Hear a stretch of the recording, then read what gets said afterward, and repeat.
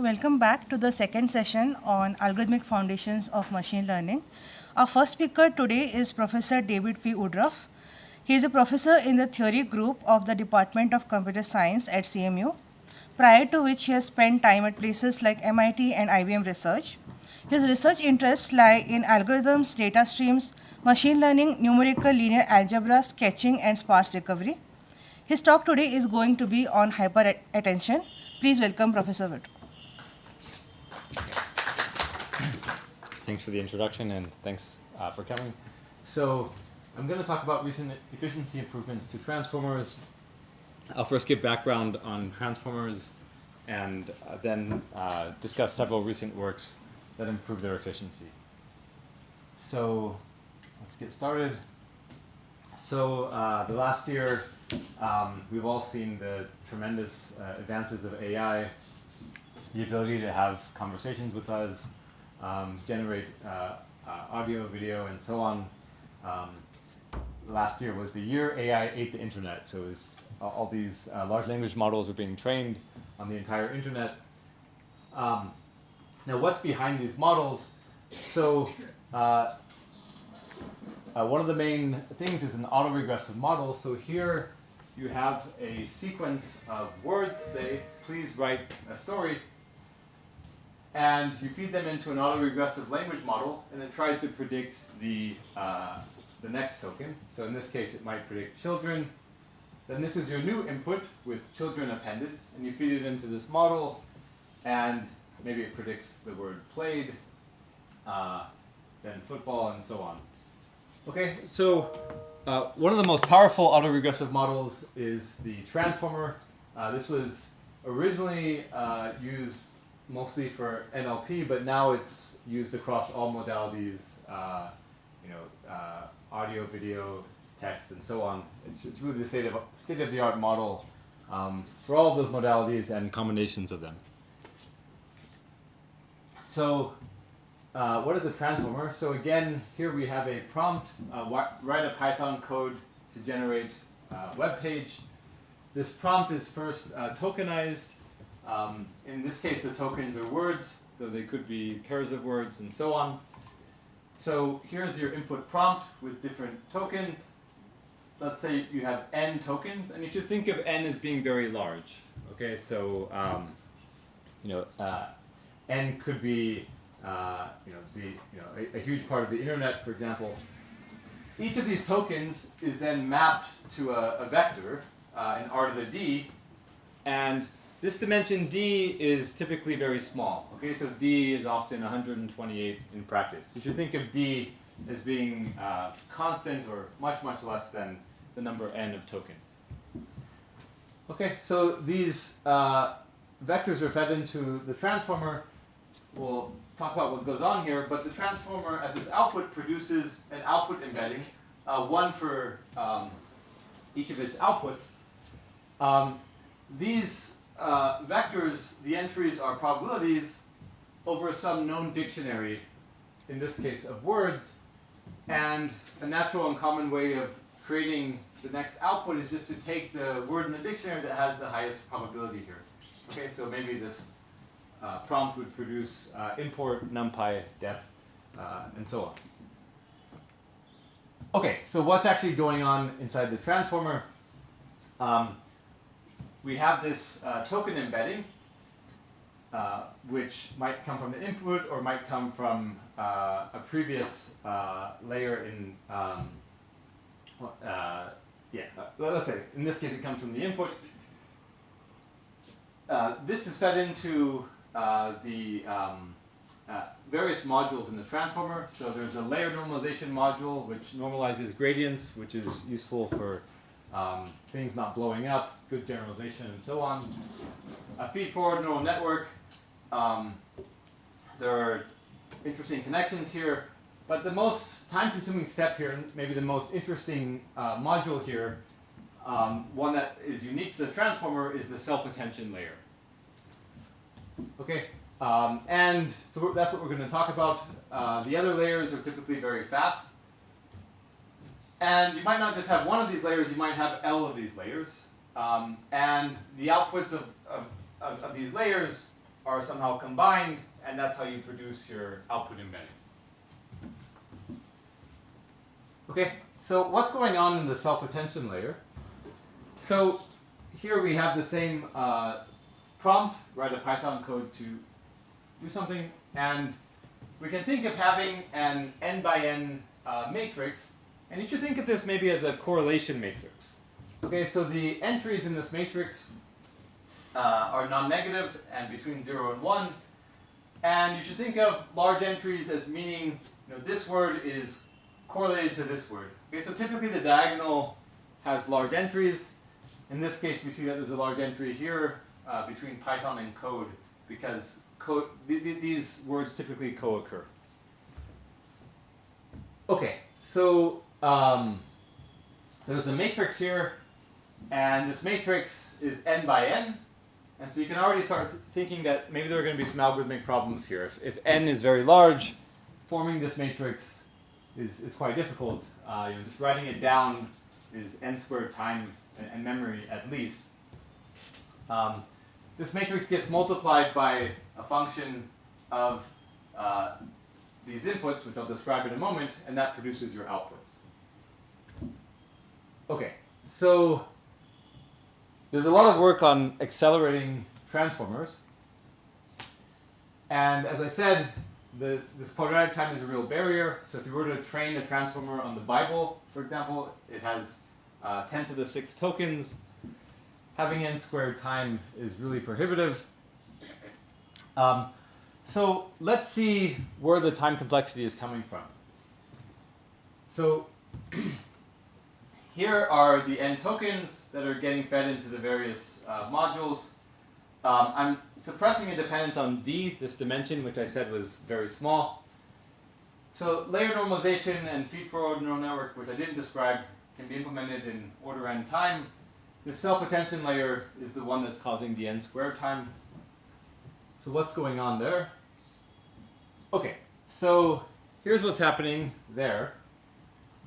We have as input to the self-attention layer an n by d matrix, X. Okay, the rows correspond to tokens. This is either an input embedding or some input from a previous layer. And this n by d matrix X gets multiplied by 3 small square d by d matrices, WQ, WK, and WV. Okay, now these d by d matrices are learned. So, with backpropagation, these have been learned. And after doing this multiplication, you multiply X times WQ, you get an n by d matrix called the query matrix Q. Multiplying the same X by WK, you get what's called the key matrix K. And multiplying X by WV, you get the value matrix V. Okay, these are n by d matrices, all derived from the same input matrix X. What do I do with Q, K, and V? Well, I do the following. So I create this n by n correlation matrix that we talked about earlier, and the rows are indexed by queries, which are the rows of Q, and the columns are indexed by keys, the rows of K. And so what is this matrix? So I take Q times K transpose. Okay, so let me draw again. So here's Q, it's n by d, and multiplying it by K transpose, which is d by n. Okay, this is an n by n matrix. And then I take softmax on the rows of this matrix. Okay, so what that means is, so let's look at one particular row here. What I'm going to do is I'll just tell you what the ijth entry of softmax qk transpose is. So I look at e to the qi dot kj. Qi is the ith row of q, kj is the jth row of k. And so qi dot kj is the ijth entry of this matrix product. I exponentiate it, and then I normalize by the sum of all the entries in the ith row. Okay, that's what softmax does when applied row-wise. So I take the sum over j prime 1 to n of e to the qi dot kj prime. Okay, so you see by doing this that each row now of this matrix is a probability distribution. This matrix, softmax qk transpose, then gets multiplied by this value matrix, which is n by d. Okay, so I have an n by n matrix times an n by d matrix. That gives me an output, which is an n by d output, and that gets fed into future modules and future layers and so on. Okay, so that's a what's going on in the self-attention layer. So why is softmax is being used here? Yeah, so softmax is useful for amplifying slight correlations, right? So since I'm exponentiating this, if I have a query and a key which have slightly larger dot product than this query with other keys, then after exponentiating it, it becomes much, much larger. And then I renormalize so that I get a probability distribution. So the hope is that, in each of these rows you have something which looks like there's a single large entry and a bunch of small entries. Other activation functions are possible as well. Sometimes people look at polynomial activation and so on. Okay, so let's rewrite this attention layer in a little bit of a different form, just so we can see where the n squared time is coming from. So let's define an intermediate matrix A, which is just e to the qk transpose. So just exponentiating each of the entries in qk transpose. And let's define a diagonal matrix D, which is the ith diagonal entry is the sum of all the entries in the ith row of A. Okay, then renormalization means that I'm multiplying on the left by D inverse. Okay, so this is the same thing we had before, and we have times D. Okay, let's see where the n squared running time is coming from. It's coming from multiple places. First, if we're going to compute A, this takes n squared d time, right? I have to compute qk transpose and exponentiate each entry. Further, if I want to compute these normalizations, then I have to add up all the entries in each of the rows. That seems to take n squared time as well. And finally, if I want to then multiply this normalized d inverse A times V, that's an n by n matrix times an n by d matrix. That seems to take n squared d time as well. Okay, so there are lots of bottlenecks here. And given the importance of transformers, as I said, there's a ton of work that tries to speed this up. There's work that tries to assume sparse structure on the transformer. So maybe the transformer, so maybe the attention matrix, the A matrix we talked about, is roughly sparse. So maybe banded diagonal. With a small number of bands near the main diagonal. Sometimes these assumptions work, sometimes they don't. There's work on kernel methods, if you're familiar with that, using random Fourier features, for example. There's also work that tries to approximate this n by n matrix with a low rank approximation, which would have fewer parameters. I want to mention, though, that in the worst case, so Alman and Song have shown that assuming a standard complexity theoretic assumption called the strong exponential time hypothesis, that you actually need n squared time to get a high quality, I'm not going to formally define that, high quality entry-wise approximation of this attention matrix. Okay, this is the n by d final attention matrix after multiplying by the value matrix. So it only has n d entries, but you still need n squared time to get a high accuracy approximation to it. Okay, so all these works come with assumptions. But one thing that many of these works are missing is an end-to-end approximation of the attention matrix itself. So a lot of the works only approximate this matrix A we defined, which is e to the qk transpose. What we would like to do is to compute an approximate attention tilde matrix, which is n by d, such that if I look at some norm of that approximation minus the true attention matrix, it's small. for example, we can look at the operator norm, which is the max singular value that we talked about yesterday. And also these methods don't support causal masking. I'll explain more what that is later, but in text applications, you don't want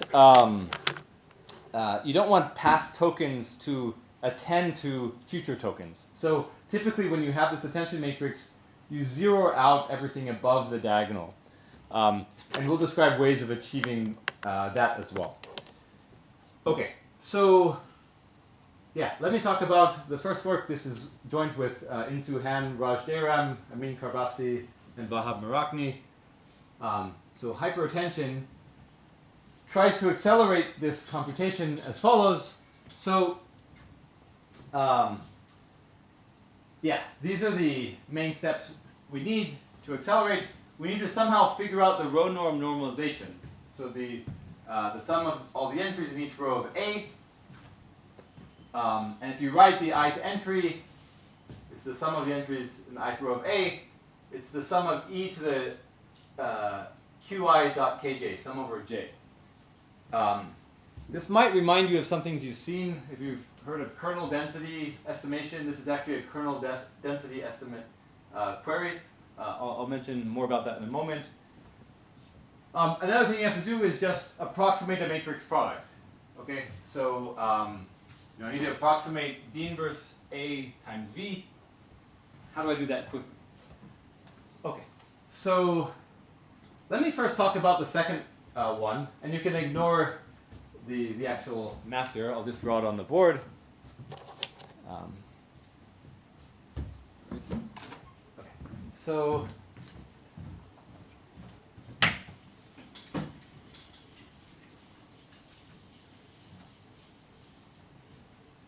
right, so if you have some matrix A, it's n by n, and you want to multiply it by a matrix, in this case V, it's n by d, then this is the sum of a bunch of outer products, right? It's the outer product of this first column with the first row here, plus the outer product of the second column with the second row here, and so on. So you're adding up n outer products. What would be a natural way to speed this up, which is faster and approximate? Right, so if I'm adding up a bunch of outer products, I equals 1 to n, let's say the ith column of A outer product times the ith row of V. The natural thing to do with each of these is in n by d matrix. What if I just sample some of them?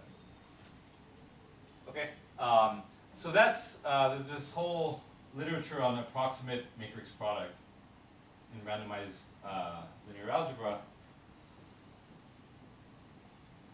And so, one way to do this is with uniform sampling, but you can imagine that might be quite bad, right? Because if some of these have large norm, then probably I might not even preserve the norm. So, so I want to sample some of these and then rescale them to get an unbiased estimator. But the problem with uniform sampling, it will give me an unbiased estimator, but it will have high variance. Okay, so maybe we want to preserve norms, so a natural thing to do is maybe sample one of these outer products proportional to its norm. Now its norm is the product of the norm of this column and the corresponding row here. But what's the problem with sampling from that distribution?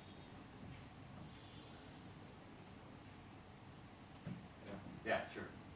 You have to compute all those. Yeah, I mean, you don't want to compute A. That's the whole point of this process, right? If computing all the norms is not easy. And it's not clear how to use techniques like dimensionality reduction we talked about yesterday, because this A matrix is e to the qk transpose.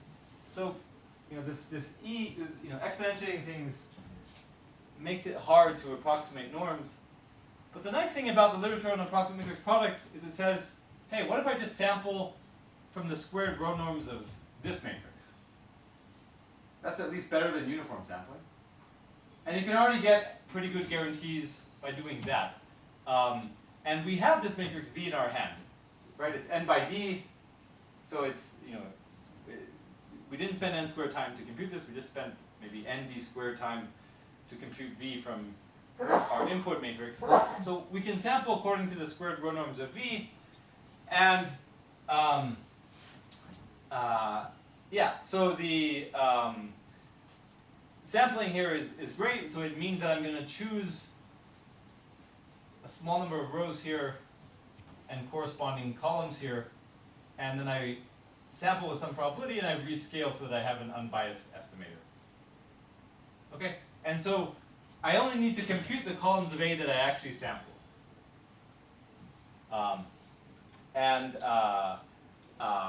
Yeah, so the question is, how many samples do you need?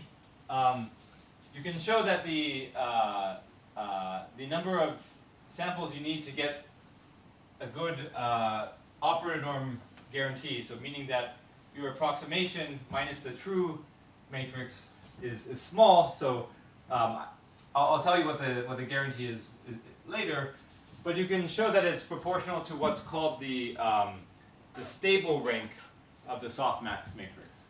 Okay, so the stable rank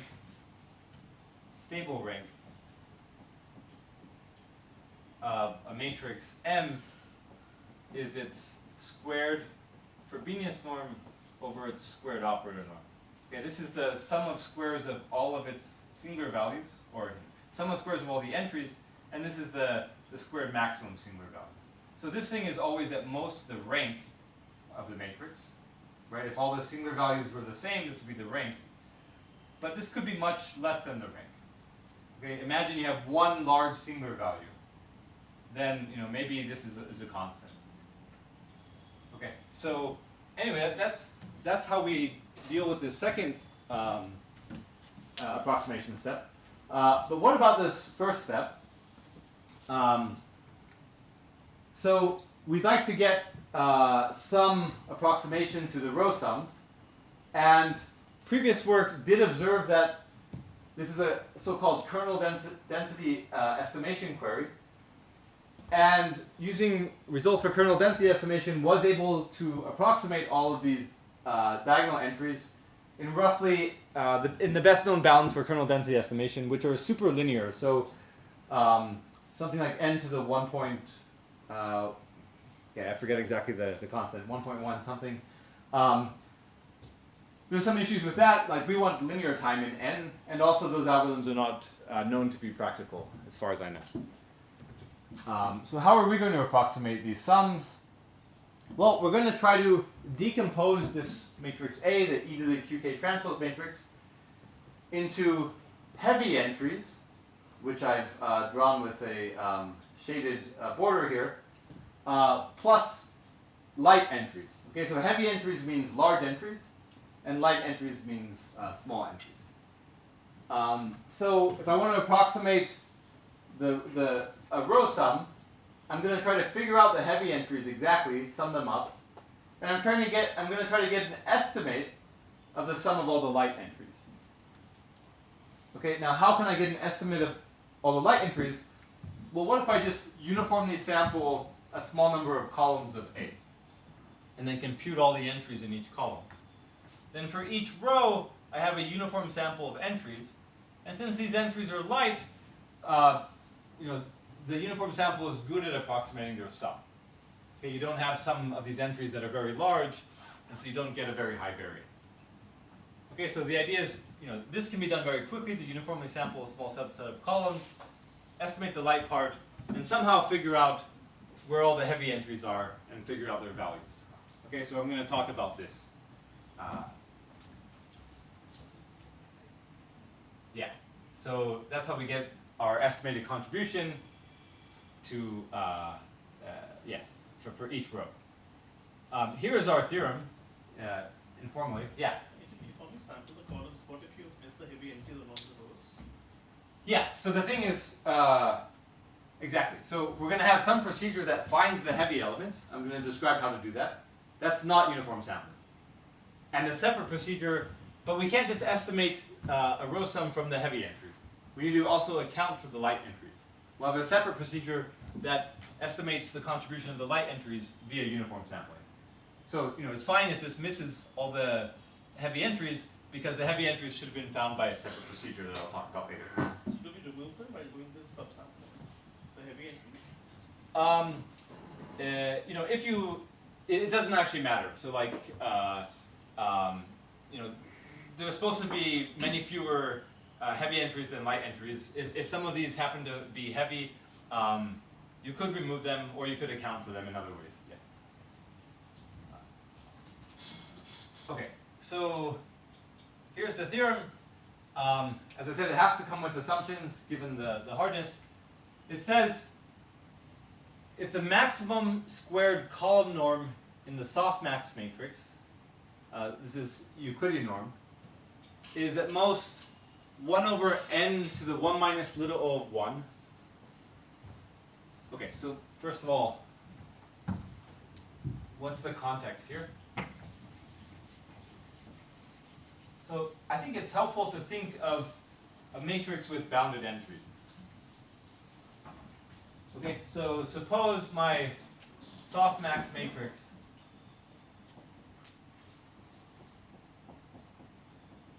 is the following. Suppose, so we know that each of the rows is a probability distribution. And suppose all the entries were, theta of 1 over n. Okay, so maybe 1 over n, 2 over n, and so on. Okay? Suppose all the entries of the matrix look like this. Then what would be the squared column norm here? So, I have, these are all theta 1 over n squared. I have n entries. I get squared column norm theta 1 over n, right? Because I have n entries, each of these is 1 over n squared. So if you have bounded entries in softmax matrix, then it satisfies this assumption. But this assumption is much more general. I could have an entry here which is 1 over root n, and a bunch of entries that are 1 over n, for example. Okay, so this would also satisfy our assumption, but allow for heavier entries. So if you have that assumption, and you also have that the ratio of the max and min row sums in the unnormalized matrix. Okay, so the unnormalized matrix is A, which is QK transpose. Sorry, E to the QK transpose. So before you normalize by row sums, and you look at the row sums in this matrix, and what you want is, you don't want any two rows to have very different row sums. So meaning that if you take the ratio of the max and min row sums in this matrix, after removing the heavy entries, then it's fairly small, n to the little o of 1. Okay, if you have these two assumptions, then you can compute an approximate attention matrix, attention tilde, in nearly linear time with an operator norm guaranteed. Okay, so the difference between the true attention matrix and your approximation in operator norm is at most epsilon times the product of the operator norm of the softmax matrix times the operator norm of the value matrix V. Okay, so it is a end-to-end guarantee in this single attention layer, whereas some of the prior work only gave guarantees on approximating e to the QK transpose. We're still far away from getting any kind of end-to-end guarantee for an entire transformer, but this is one step in that direction. So as I said, these column norm bounds allow for entries to be non-trivially large. A lot of earlier work assumed bounded entries.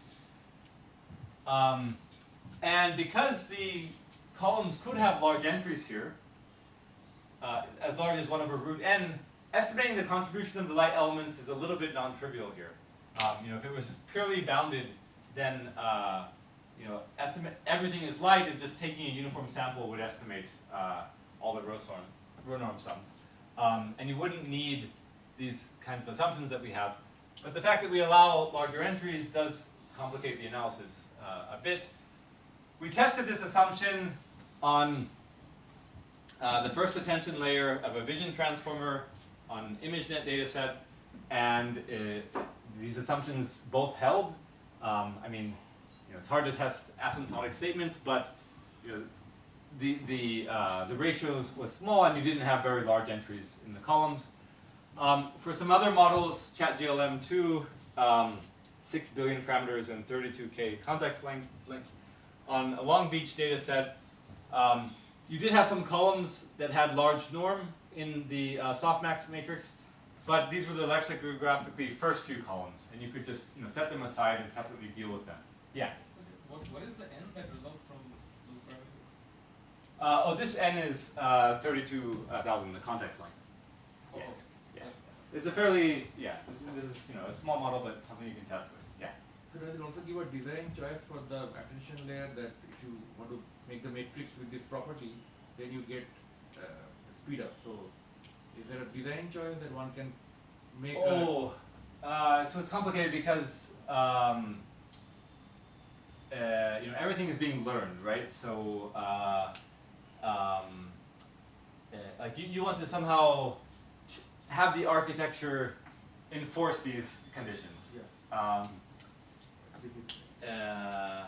It's a good suggestion. I mean, like, so you would have to change the transformer architecture to enforce that. And So as you mentioned, there are 2 or 3 cases where you found it to be true. This ImageNet, T2. yeah, we tried a few things and it seemed to be true. Yeah. But for others, it may not be true. So given a choice of multiple things, you can say, okay, I can go with this one because it's an advantage. You can approximate fast. That's right. We didn't actually find a case where it didn't hold, but we didn't try a bunch of things. Yeah. So, well, one follow-up. So, if n is the 32K, then the 6 billion is from number of layers, is it? Yeah. So there are lots of parameters in other layers I didn't describe. There's a feedforward neural network and so on.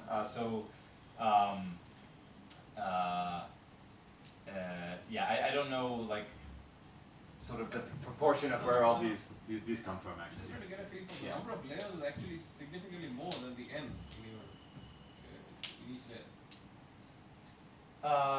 No, the number of layers. So I'll have a plot with the number of layers. It's not. So let me just skip to that. It's not.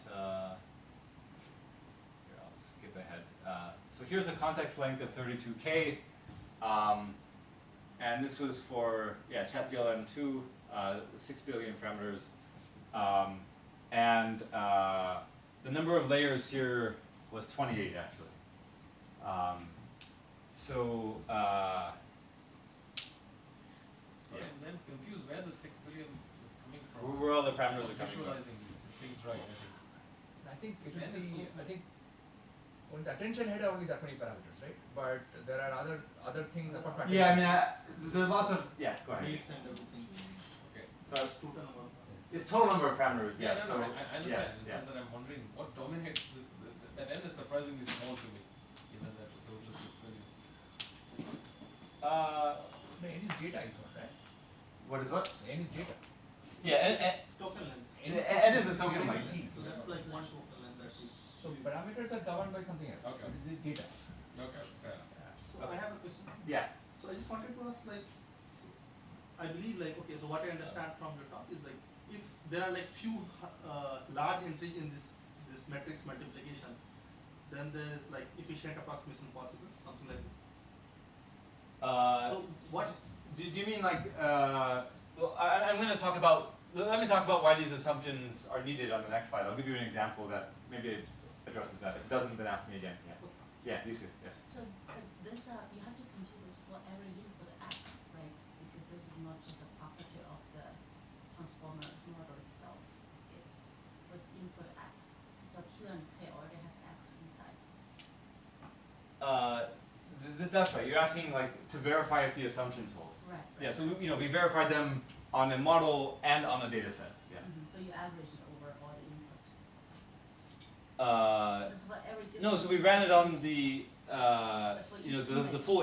full input. Yeah, I mean here for Long Beach we took some subset of the input. Long Beach has lots of different kinds of data sets, but you know for that subset we we trained the model and then we checked if these properties held in every attention matrix in every layer. Right, but I'm saying that every time you have a different image, this quantity all changes because Q is X times the WQ. Yeah, but X, remember, is the entire input, right? So X is not one. No, X is one image. Well, I mean, so we're thinking of X as being, all the tokens together, right? X is n by d. So I have n tokens here. This is my entire chat history, for example, in these data sets. I'm not sure what you mean there. It's not like we're looking at one single token. No, it's not single Yeah. token, but for example, in the second one, you have 32K, that's your contact lens, your axis of 32K, right? And in That's general, right, you yeah. have to Yeah. shift this, right? Yeah. Every That's time. true. So,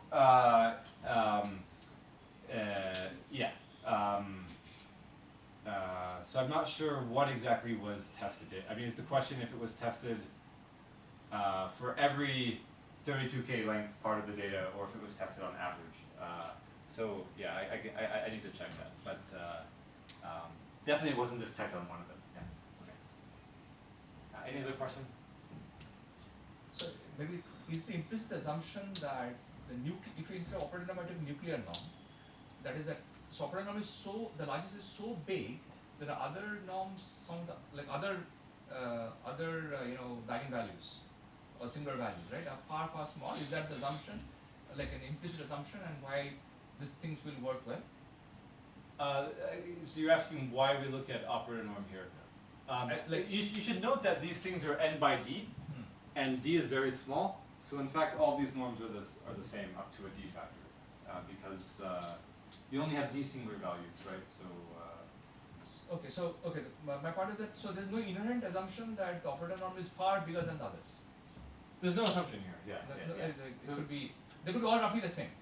They could be, yeah. I mean, we're really talking about a d factor here, which you can get by rescaling epsilon by d factor. I see. Okay, that sure. Okay. Let me get back to a question of what's up with this what's up with this assumption of not allowing heavy columns. Suppose you have the following example. Here's A, which is the e to the qk transpose matrix. Suppose the first column were all n's, and then in each row, with probability of half, I just have all ones. But with probability of half, I plant a random n somewhere. Okay? That's the input here. So you see there's a very large column here in A. What do the row sums look like? When I don't plant an n here, the row sum is 2n minus 1. Let me just call it 2n. And when I do plant an n, then the row sum is 3n minus 2. Let me call it 3n. Okay, this is the diagonal matrix. D. And so what does the actual softmax matrix look like? So this is D inverse times A. So we said that if you didn't plant an n somewhere randomly in a row of A, then the row sum was 2n. So if I normalize by 1 over 2n, this was an n before, I get a half. Okay, so it's n divided by 2n. All the other entries that are 1 are getting divided by 2n, so they're very, very small. I didn't draw them.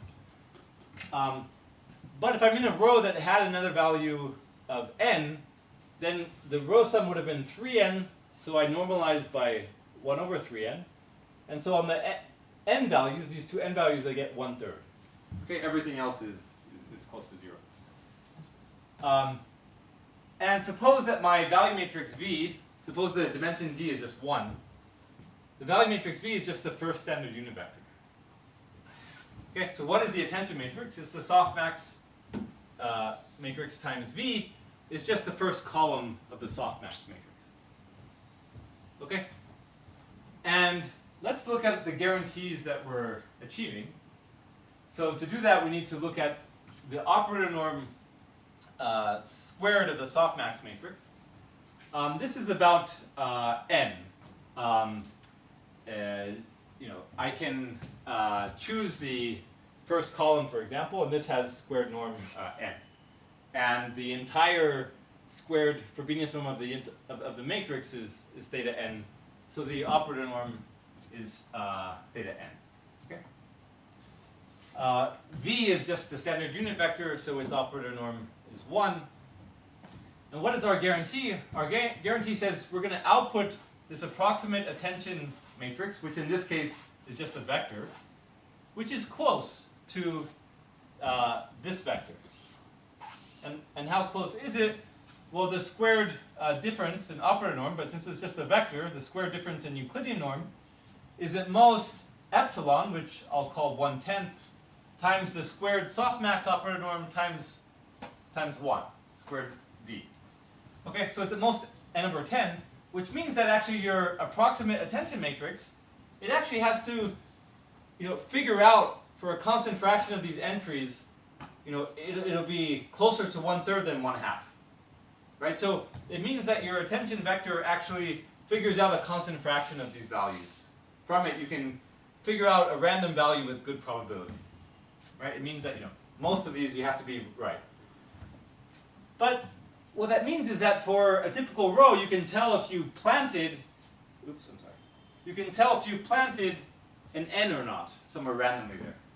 And that's actually a hard problem. Okay, so that's related to the hardness instance in the Ullman and Song paper and requires n squared time.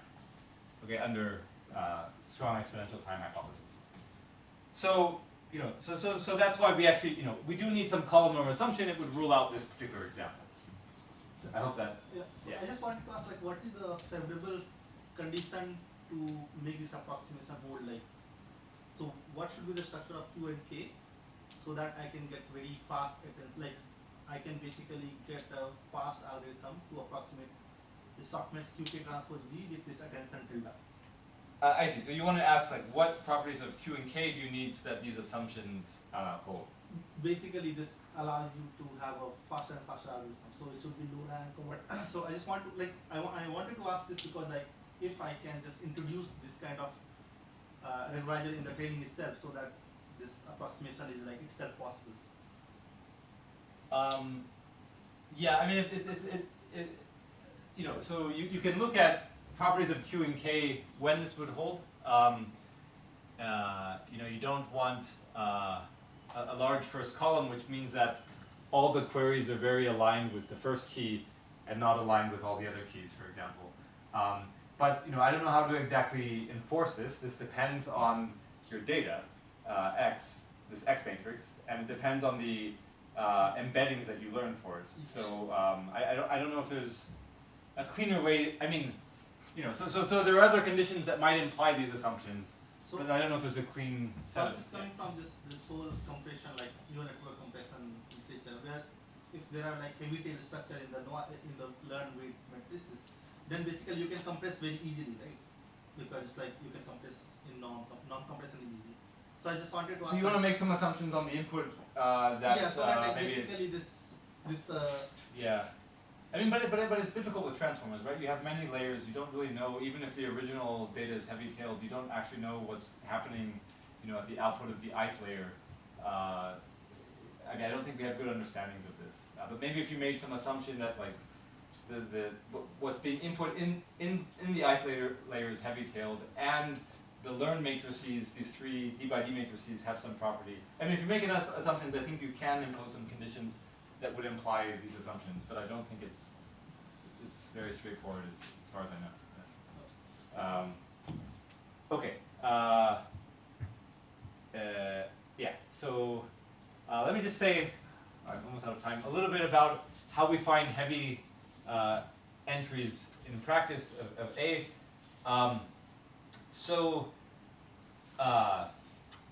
You really want a GPU-friendly algorithm. So you want to be able to exploit fast matrix vector products and parallelism that GPUs give you. How can we do this? So what we'd like to do is, remember, this A matrix is e to the QK transpose. It's indexed by queries as rows and keys as columns. We'd like to somehow find a permutation of the queries, of the rows, and also a permutation of the keys, the columns, which moves this matrix, moves all the heavy entries, which I've drawn as darker orange, into a roughly block diagonal matrix. And not only is it block diagonal, but the blocks have roughly the same size. So this would be ideal. Why? Because if I could find this row and column permutation, then all I have to do here to compute all the heavy entries is load these queries into GPU, these keys into GPU, and just do a very fast matrix product. Okay, and if all these blocks have the same size, then I can do all these matrix products in parallel, and they'll all finish at the same time. I can exploit parallelism. So somehow we want to find these permutations that gather heavy entries around the diagonal. And to do this, we use a variant of locality-sensitive hashing, or LSH, called sort LSH. And the idea is as follows. So again, here's the QK transpose matrix. The rows are queries, the keys are columns. And each of the queries and keys is just a point in R to the D. And D is small, like 128 or so. And what we use is simhash. What does simhash do? So simhash chooses a random vector and just takes, for our purposes, takes a random vector and takes the dot product of the point with the vector and looks at the sign of that dot product. Is it positive or negative? And really what that says is, which side of the hyperplane with that normal vector am I on? And the point is, if I'm choosing a random vector and I have queries and keys that are close to each other, this random vector is unlikely to separate those queries and keys. So they'll be on those queries and keys will be on the same side of the hyperplane. Okay, whereas if I have queries and keys that are far, then a random hyperplane would likely separate them. And so I choose a bunch of random vectors and I look at their profile, meaning which side of the hyperplane were they on, and I can create a binary profile for queries and keys. What this profile means is, hey, I had a positive dot product with this random vector. Oh, I had a negative dot product with this random vector, negative with this. And so I can collect all the queries and keys into a hash bucket which have the same profile. And so this, groups similar queries and keys together. And moreover, what I can do is I can make these profiles have similar Hamming, have small Hamming distance from each other, right? So here's a profile for all the queries and keys, which is 1, 0, 0, 1, 0, 1, 1, 0, 1. And here's one that just differs in a single bit, Hamming distance 1. Okay, so this is useful because now, when I do this permutation, maybe I didn't get into exactly the same bucket for a similar query and key, but I got into a nearby bucket. Okay, and so that allows me to, I can sort the rows and columns by their bucket IDs, and yeah, similar points are hashed to the same or neighboring buckets. So you get an approximately block diagonal matrix after doing this. And finally, just let me mention one thing about causal masking. So in text data, you typically don't want past tokens to attend to future tokens. So you have your e to the qk transpose matrix, and you want to zero out everything above the diagonal. Right? This corresponds to queries attending to future tokens. And so how do you do that? Well, one thing you can do very simply is a divide and conquer approach. Right? So if I partition this matrix into 4 matrices, up here I have all zeros. I don't need to find any heavy entries here. It's very easy. These two blocks, well, we just can recurse on them. These are smaller causal masking instances. And this block is a full block without causal masking. Okay, so I can solve this recursively. Now there is some problem in the sense that our assumptions that we need might not hold recursively. So this is heuristic. But if you assume that our assumptions of the bounded column norms and ratio of row norms hold recursively, then you can write a theorem. So just a note about experiments. So yeah, we tested it on some data sets with context length 32K. And what did we do? Well, this model that we looked at had 28 layers, and we started replacing the last few layers. Because what we found is that replacing the very beginning layers were very important, the last few layers were not as important. And what does it mean to replace the layer? It means that replace it with this scheme, which is hyperattention. So instead of doing the full n squared time product in self-attention, in the attention layer, let's do this hyperattention. And we notice if we replaced, the last 0, 4, 8, all the way out to, something quite large, the accuracy didn't suffer so much. So accuracy is typically measured with what's called perplexity, which is just 2 to the Shannon entropy of this output distribution that you have. Remember this distribution that chooses words from some known dictionary. So you want the perplexity to be small because you want low entropy, meaning that you've kind of figured out what the next token is. Like 1 probably is large. What we found is that you didn't suffer too much in accuracy even as you replaced many of the layers. But you're getting 1.5 to 2 times speed up. You might ask for even larger speed up, but there are a lot of things going on here. There are other modules and so on. And the context length n is not going to infinity, it's 32k, but if you increase this, you could really hope to see a quadratic improvement.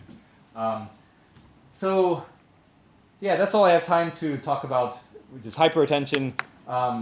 If you're interested, I can send you slides that also cover some other recent works. So one is called polysketch former, where you replace this exponential in the softmax computation with a polynomial. And there you can use things like the tensor sketch that we talked about yesterday in the tutorial. There's also another work called levattention that I have with Chiru and Ravi Kannan and Praneeth Kacham, which tries to come up with a structural condition which finds a small set of columns in the attention matrix where all the heavy entries lie. In general, that's not possible, but when you have polynomial activation functions, you can find small subsets of columns with that property. So that's all I have. Thanks a lot for listening.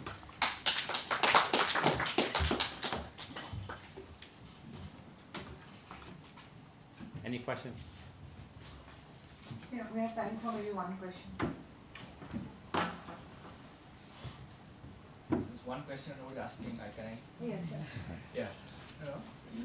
So maybe start with the question I asked earlier about the orbital norm. Oh yeah. Thing, right? Okay. So if there was some structure like this is self-attention talking about, right? The what? This is self-attention. Yeah, that's right. Right? So now if we use a correlation of x, that x transpose, suppose I know some structure on that. Okay. On an average. Yeah. Right? Suppose that was that's a that's a heavy one norm, if you do PC on X, it has a very large XX transpose, that matrix, right? Okay. Yeah. In expectation over my data. Okay. Has a large component, right? Okay.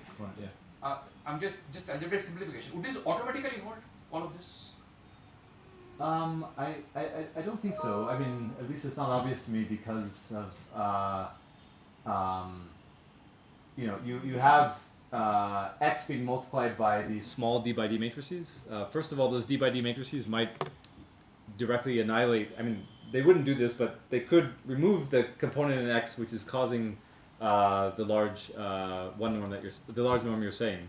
So like saying something about x is not sufficient because you have to say something about x times these d by d matrices. Yeah. But you could start with q, k, and v, and try to say something. But that really is what we're saying here, right? We're saying assumptions on q, k, and v. I'm not sure how to go back directly to x without talking about these d by d matrices. Maybe the point I was also puzzling in my mind that what does a well-trained model mean? Suppose suppose the model is trained. This is so in that case, should a W be like that? You're saying that if it's well trained, you shouldn't have these bad d by d matrices. Yeah, which could rule out something like that. But anyway, that's a conjecture. I see. I don't know. It's a good question. Like a lot of times in the work I've seen, people just take these. I'm sorry, I'm going the wrong way. People take these d by d matrices as just black boxes, right? I mean, in some sense, it's very hard to understand them because they're being trained. But maybe, if you make assumptions on these things, maybe you can say something else. Yeah. Thanks again. Right, sure, yeah. Can I request Professor Chiranjeev to present a small talk about It's an appreciation? honor. Oh, okay. Just thanking the speaker also. All right, thank you very much.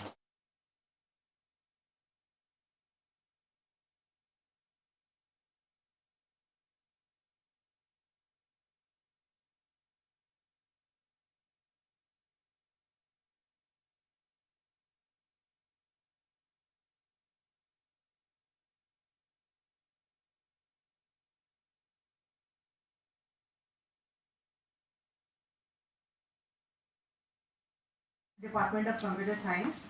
He completed his BTech at IIT Bombay before obtaining his PhD at Princeton. His research interests lie in complexity theory, data stream algorithms, and approximation algorithms. His talk today is on streaming, specifically on adversarial robust streaming. Please welcome Professor Kuth.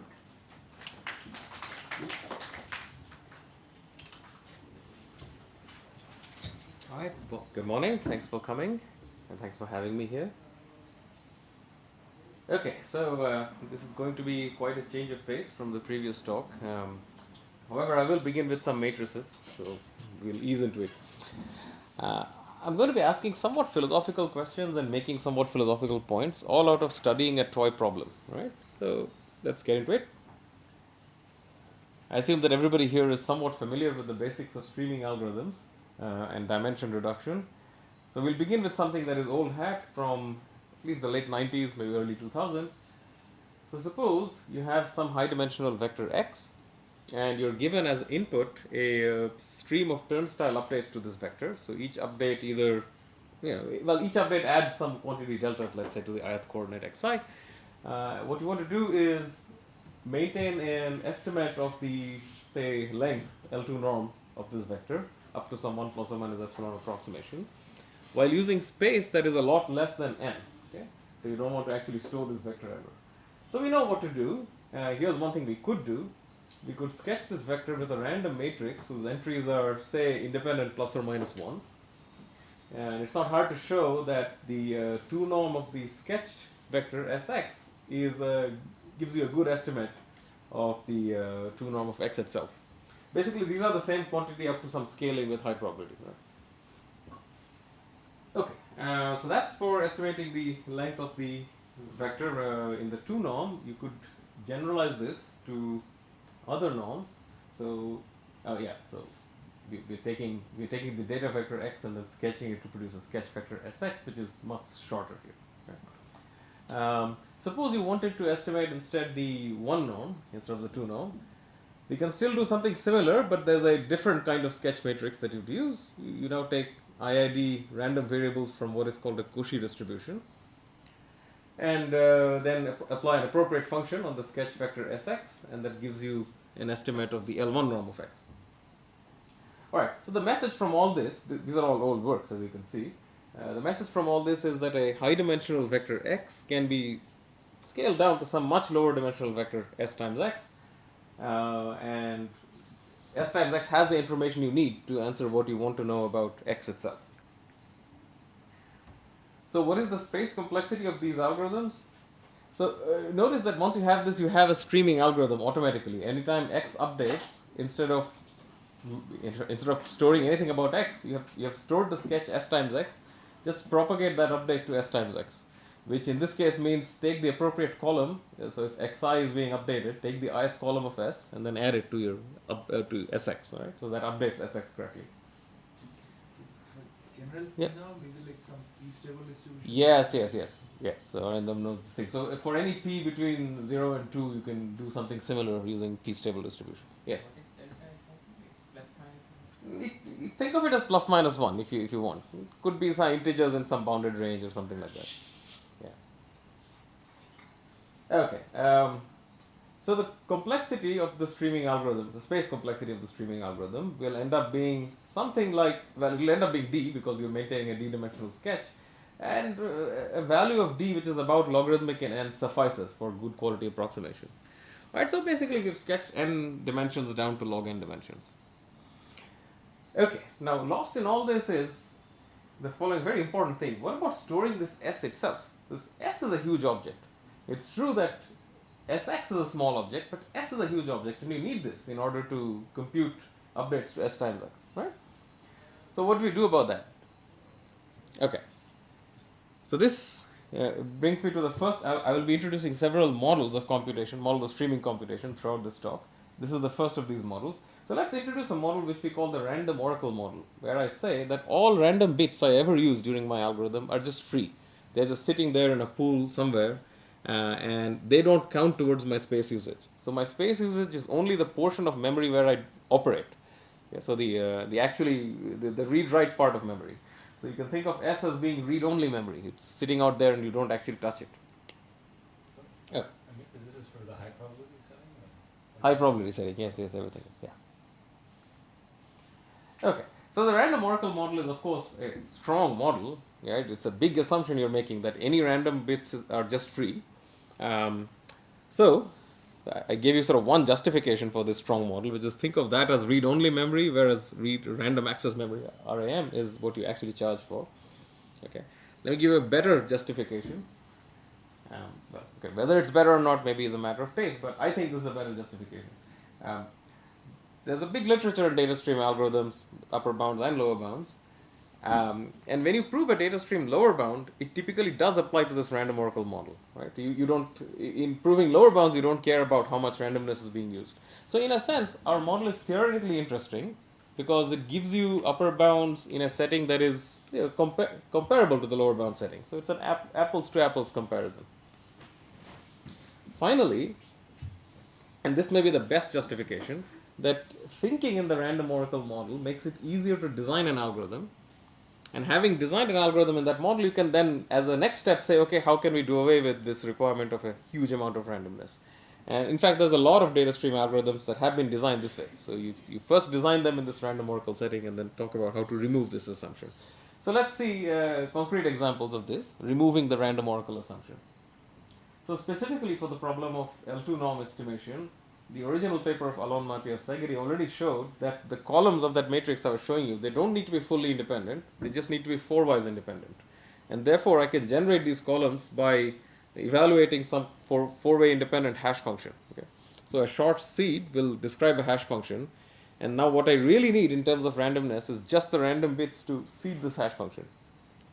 Okay? So on the fly I can generate the column of S that I need and then add it to my sketch. For L1 estimation, the argument is not quite so simple, but we have from the 90s a classic pseudo-random generator by Nissan. So this is a pseudo-random generator that's secure against space-bounded computation.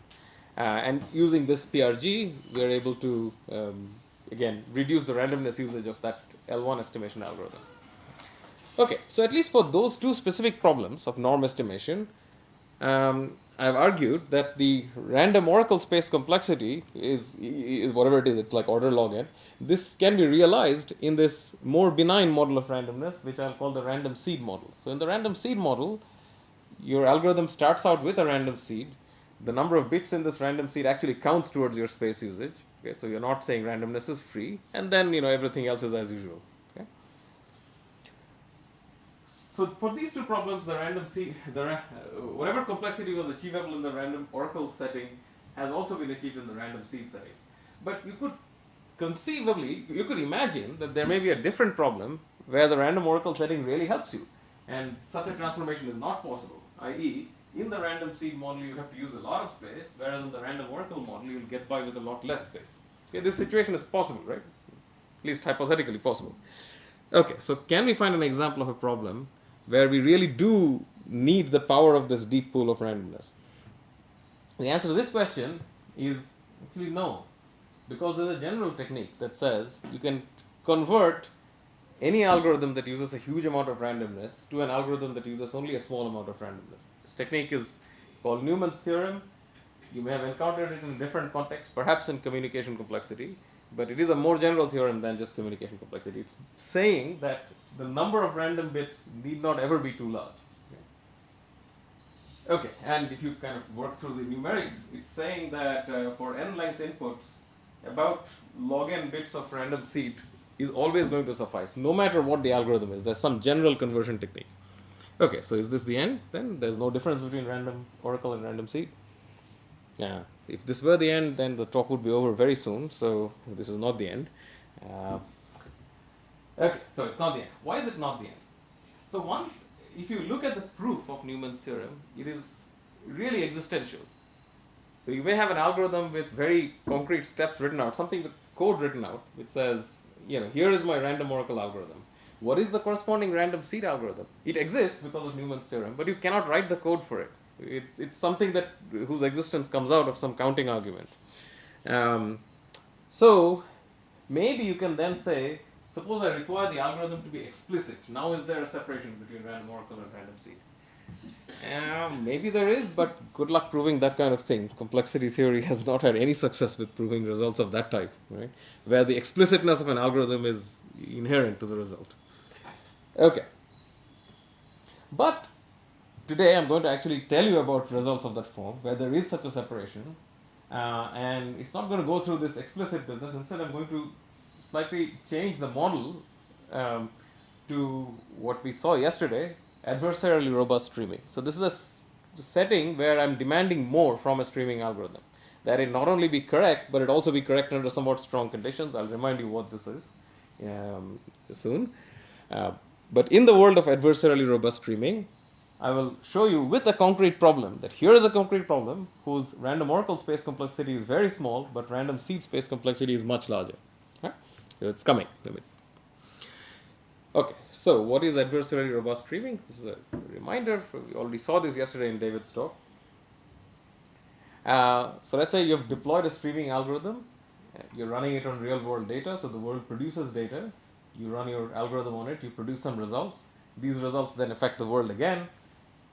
Concretely, just to have a concrete example, suppose you're studying viewership trends of streaming services, so TV shows, movies, whatever.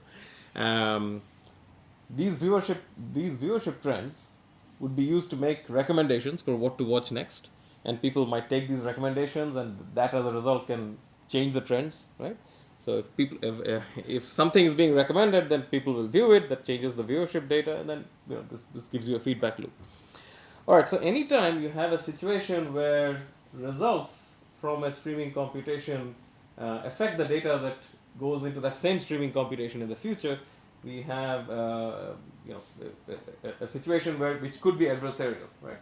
Now I'm not saying that such a feedback loop is necessarily adversarial, but modeling it as adversarial means that any algorithms we design will be more powerful, right? So let's model it as such.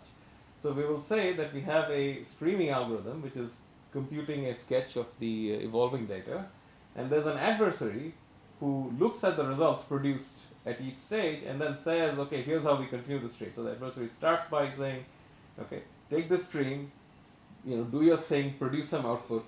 Based on the output that you produced, I'm going to give you the next token, the next data item in the stream, and then based on that output, I'm going to give you the next data item, and so on. The adversary's goal is to break this algorithm, and the algorithm's goal is to make sure that the probability of an error over the lifetime of this interaction is at most some small quantity delta. Okay? All right.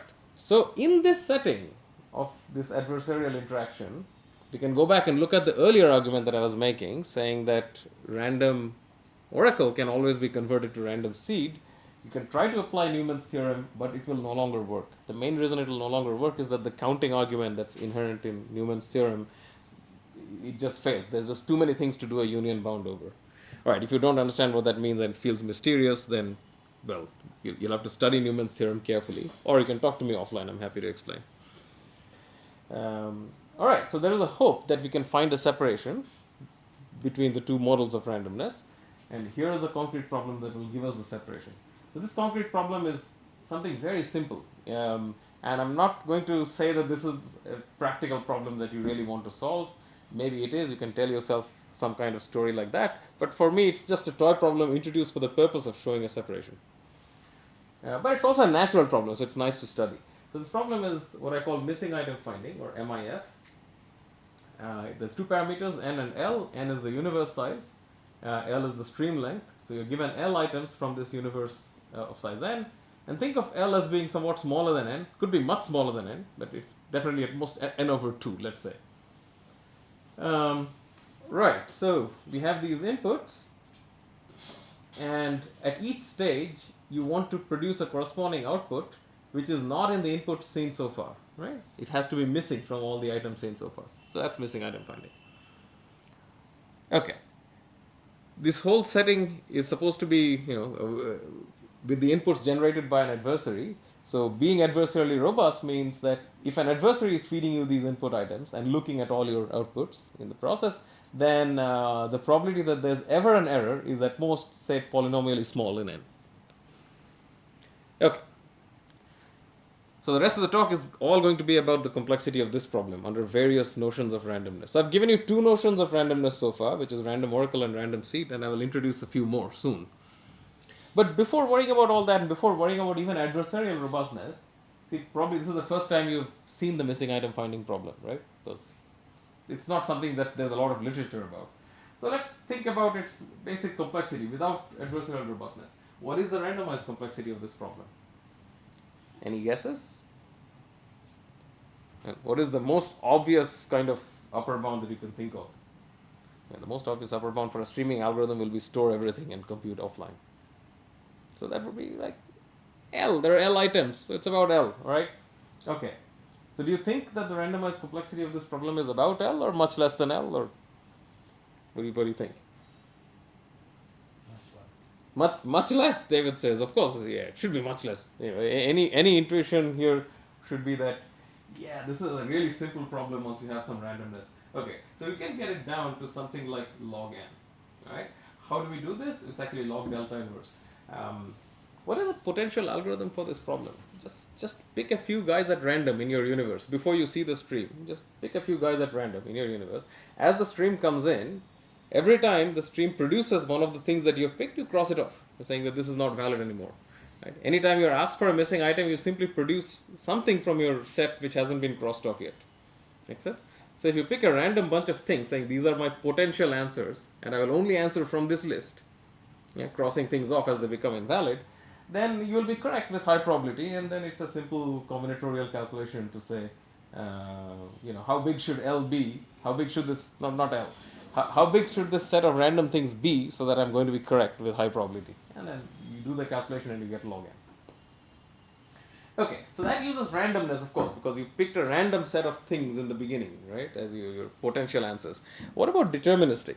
So if you're not allowed randomness, then there's no obvious trick of that form. Maybe the complexity should be L plus 1. Can you think of an algorithm that gives you L plus 1? So L plus 1 is already better than storing the whole stream, because storing the whole stream is actually L log n. You have to store L items, each of them is log n bits, so it's L log n. So, what do you think you get L plus 1? So just take the first L plus 1 items in the universe, so 1, 2, 3 up to L plus 1, and maintain a bit vector there. Anytime one of these items appears, just mark that bit. Right? It's just mark an item if it's already appeared. And any unmarked item will be a good answer to this missing item finding problem. So all you need is a bit mask of length L plus 1. That seems like it ought to be optimal, but it isn't actually. So the correct answer for the deterministic complexity is L over log n to the base L, which means that if L is considerably smaller than n, so if like L is n to the power some alpha, then you're doing better. Right? So the fact that you can do something algorithmically that is better than the obvious algorithm hints at some depth to this problem. Okay? So I'm mentioning this only to convince you that this problem is there's more to this problem than you realize at first sight. So when there is more to a problem like that, then this comes out of maybe a couple of decades of trying to prove lower bounds. Proving lower bounds is somehow harder when there is something algorithmically possible for a problem. It's so much easier to prove a lower bound that says you can do nothing, but it's much harder to prove a lower bound that says you can do something but not better than this. So if one uses random model, then this log n bound might be achievable even with deterministic algorithm. Yeah. If a random order, then yes, these problems are considerably easier. Yeah, the whole thing about this is Anyway, this adversarial robustness, the adversary is going to do something really crazy. So yeah. Okay, so far I haven't talked about adversarial robustness. Those were just ordinary algorithms for the problem.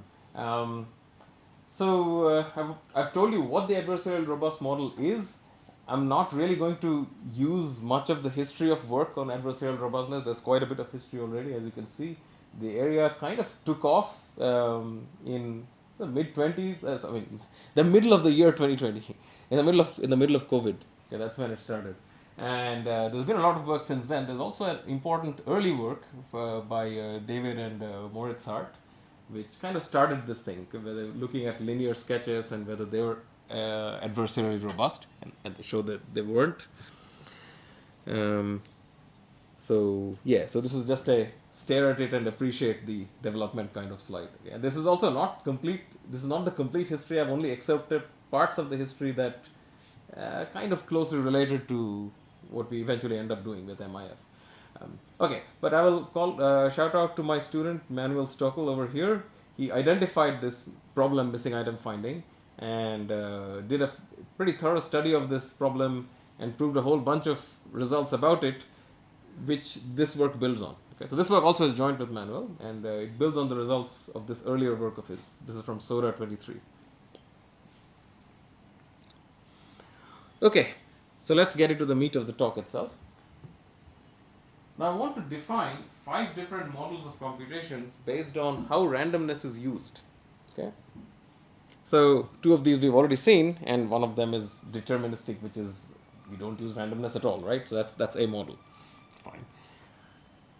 So next up from deterministic is something called pseudo-deterministic. So a pseudo-deterministic algorithm is allowed to use randomness, but with high probability it must give one particular answer. So given an input, think about a deterministic algorithm. Given a certain input, you can predict exactly what the outputs would be, right, once you have the code of the algorithm. So a pseudo-deterministic thing should be predictable in that same sense with high probability. Right? And an unrestricted randomized algorithm does not have this property. If you run it many times, it might give you many different answers. But a pseudo-deterministic one must give you the one fixed answer with high probability. Okay. So one thing to note is that any deterministic algorithm is automatically robust against an adversary, because an adversary has nothing to learn from running the algorithm, right? So anybody could have predicted what the outputs will be. Right? The whole game with adversarial robustness is that you're using randomness, and the adversary potentially can learn your randomness as it sees your algorithm's outputs, and that's why there is something to be done. If you designed an algorithm that was deterministic, then it's automatically robust. There's nothing more to say. But for that same reason, a pseudo-deterministic algorithm is also automatically adversarially robust, because the answers are basically with high probability going to be fixed, so the adversary has nothing to learn. Okay, so now we come to the next more powerful use of randomness, which is random seed. You toss random coins before you see your input. That's your random seed. And throughout the execution of this algorithm, you may only consult this seed when you want to make random decisions. Right? So there's no further randomness beyond the initial coin tossing. Okay. The different model is what I'll call random tape.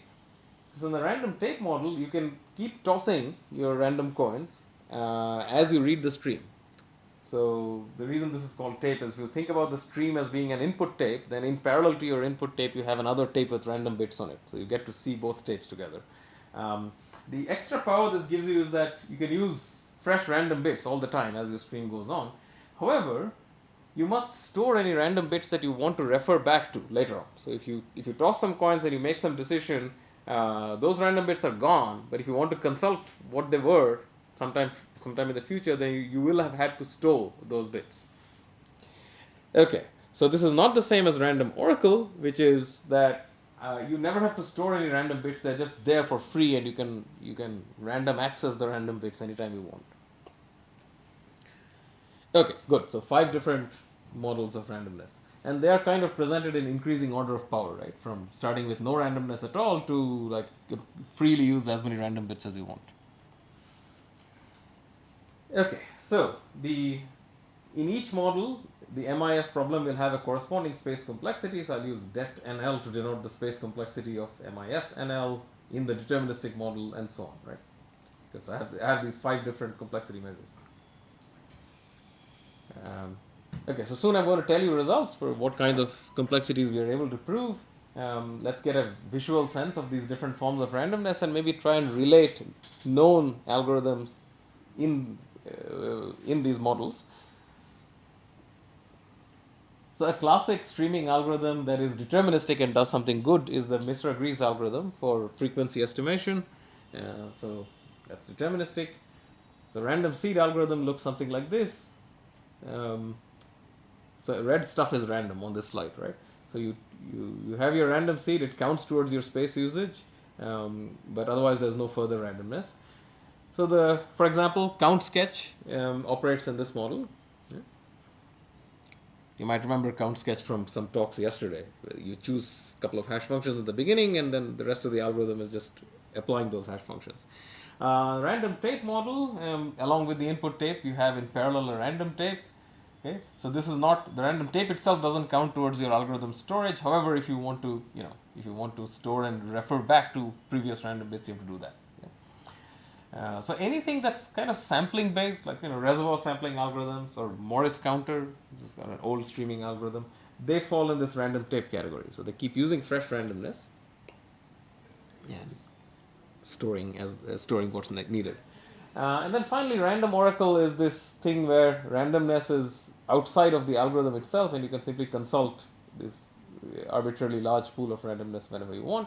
So a general linear sketch, so the linear sketches that I was presenting on slide 1 before I told you about how to make them efficient, those would be examples of random oracle algorithms. Okay. So then here are our results. Remember, we had 5 different models of randomness. So here they are. So here the least powerful mode of randomness is down here. So a less powerful model should lead to higher space complexity, and that's what you'll see here. So the space complexity goes from small to large as the models go from more powerful to less powerful. Okay, so deterministic, pseudo-deterministic, random seed, random tape, random oracle, and then finally this row here is randomized and not necessarily adversarially robust. So this is just a weak requirement. Okay, so I don't expect you to stare at this and quickly understand what's going on. It'll take too much time, so let me point out a few things that you should be observing. So there are 3 exponential separations here that I want to highlight. So the first one is over here. So this says that for the appropriate value of L, so let's take n to the 2/3 say, there is an exponential separation between what is possible without the need for adversarial robustness and what is necessary. So sorry, you have to compare this number with this number, right? So upper bound of log n without adversarial robustness, and lower bound of poly L basically with if you need to be adversarially robust. Okay. Okay. So the next separation is here. Between random oracle and random tape, if you take L to be n to the 1/3, then if you look at this function, then it's basically O tilde 1, so it's polylog L. Whereas the random tape bound is going to be L to the power some constant here, right? So this is poly L, sorry, you should compare this upper bound with that lower bound. So the lower bound is polynomial in L, whereas the upper bound is logarithmic in L. That's the way to think about it. So that's an exponential separation. So as promised, this shows that random tape is weaker, exponentially weaker than random oracle. And the third thing to note is this separation between random tape and random seed. Again, compare this with that. So if you take L to be about this range, 2 to the root log n, then this quantity is poly L, whereas this quantity is, this quantity is log L, whereas this quantity is poly L. Okay, so random seed is more powerful than random tape, which is, is less powerful than random tape, which is less powerful than random oracle. And there's no other, there's no other exponential separations. Pseudo and deterministic are basically the same. This is basically the same results, but shown in a more visual way, if you prefer that kind of thing. Don't really want to dwell on it too much. You basically should look at these different curves as saying, okay, so that's an exponential separation, that's another exponential separation, that's another exponential separation, right? The reason this curve is not a curve but is a thick zone is because we don't have matching upper and lower bounds, right? You might remember that there's this one row in the table where the upper and lower bounds were not matching, and that's this one for the random tape case. Yeah, so in the previous table it looked like that. There's a log L over log n in the exponent, and here there's a 15 over 32 extra. Okay, so that's what that's what this gap refers to. Okay, so in the remaining time, I guess we started a little bit late. So what is the safe time to stop?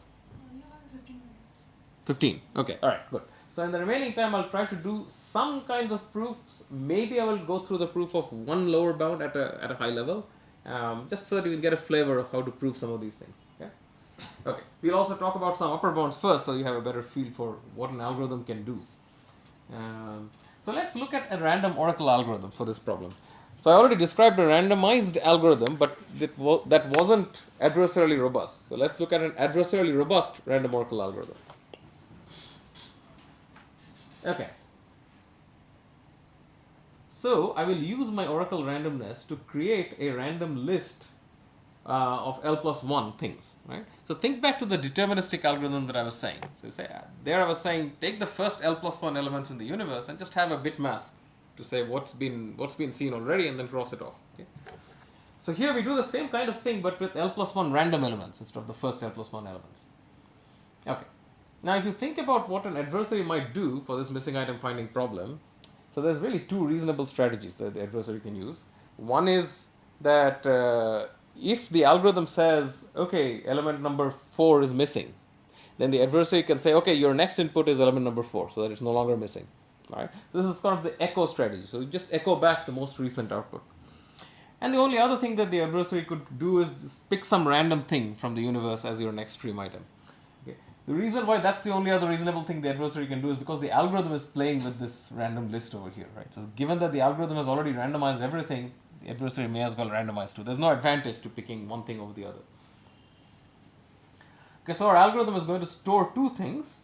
A used prefix, okay, which will make more sense if I skip forward. Let's say the input has been running for a while, and the algorithm is going to record the fact that these elements, this prefix of the list L. So what's shown here in dark shading is this list L that was picked at step 1. Okay, so the algorithm will remember that this prefix of L has been damaged, and then these items have appeared in the stream, and also there are these other sporadic damaged elements that happen to have occurred. Right? So the prefix accounts for the fact that the adversary might be using the echo strategy, and these other sporadic elements accounts for the fact that the adversary might do other things as well, such as picking things at random. And you can convince yourself that all you need to do to report a missing item is to say, report the first undamaged thing in this list L, right? And if you do this, then you have to go through the analysis, of course, but the expected space cost of this algorithm is L squared over N. It's just a simple calculation. Okay, so that's where the upper bound comes from. Let's talk about the lower bound of L squared over N. You probably don't remember it from the earlier slide, but this L squared over N is the tight upper and lower bound for the random oracle setting. So the lower bound comes about from a communication complexity argument, but not the usual kind of communication complexity. It's a little bit different. So let me just go through this. So you're given a stream, some prefix of a longer stream, which you sketch, and let's say this portion is going to be Alice's input, right? So Alice has an input X, which she uses to produce some kind of sketch by running an MIF algorithm on this prefix of the stream. Okay, then she sends the memory contents to Bob, and Bob can continue running this missing item finding algorithm on a stream that begins with X, right? So how will Bob continue the stream? So Bob, you will notice, does not have any input. In a typical communication setup, Alice has an input X and Bob has an input Y. Here Bob doesn't have any input. He's instead going to produce an output Y.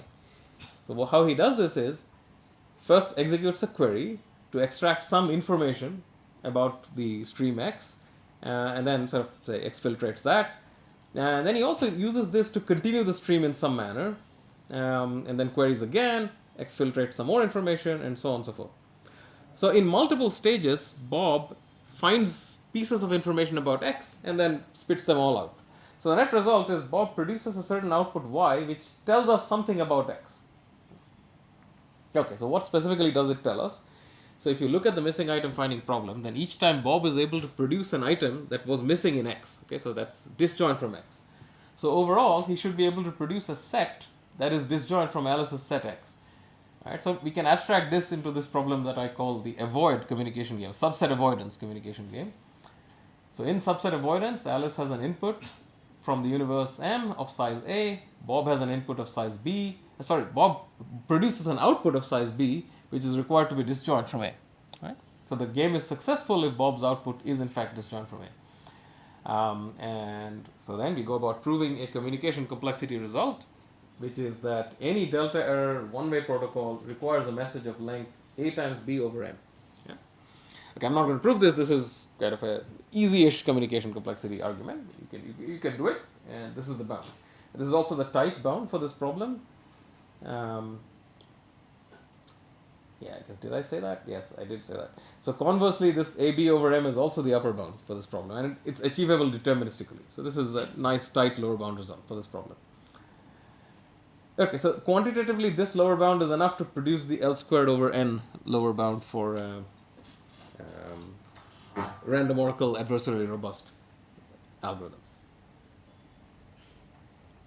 Okay, so even if you don't understand what I'm about to say next, at least remember this one communication game, because this is kind of nice. It's not standard in the communication literature, but it's a nice little problem, and you should be able to use it elsewhere.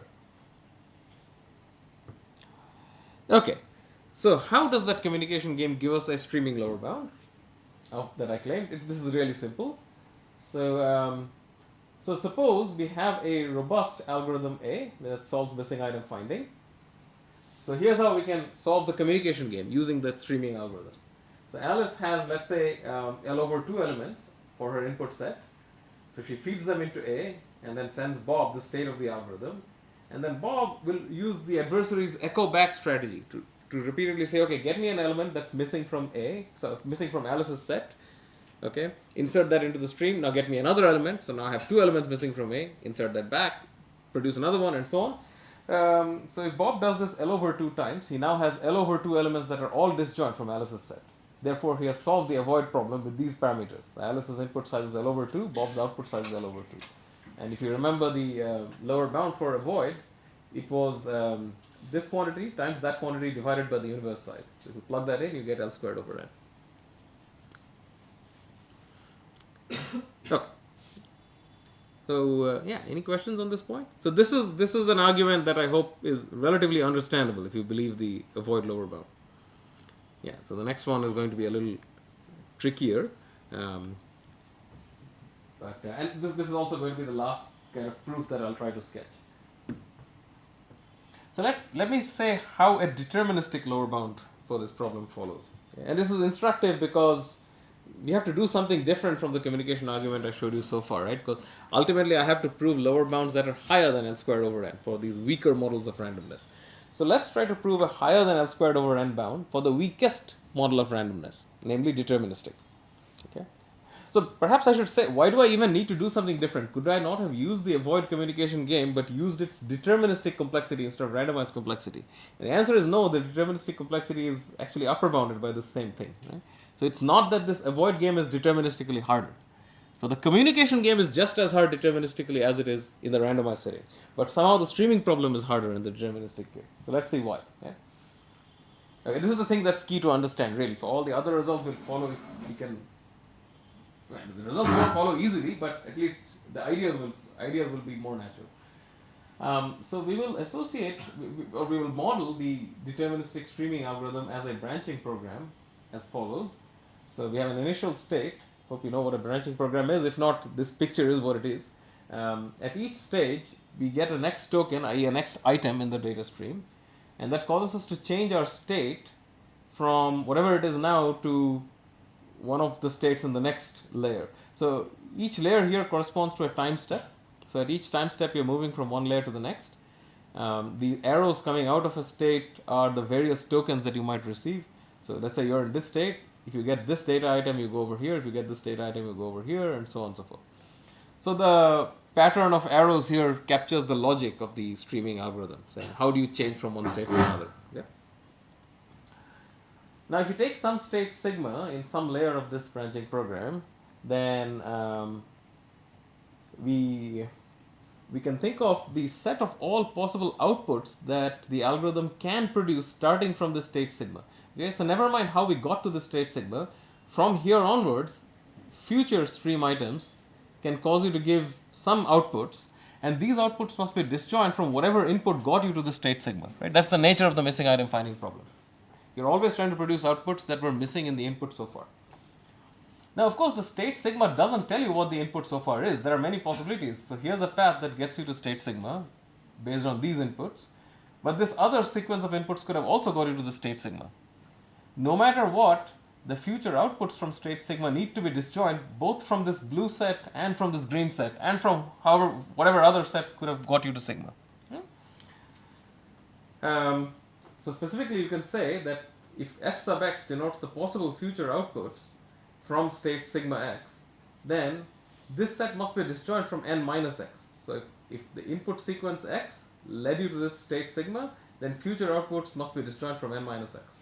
But of course, they must also be disjoint from n minus y if there's a different input sequence y that got you to the same sigma. So in fact, they must be disjoint from x union y.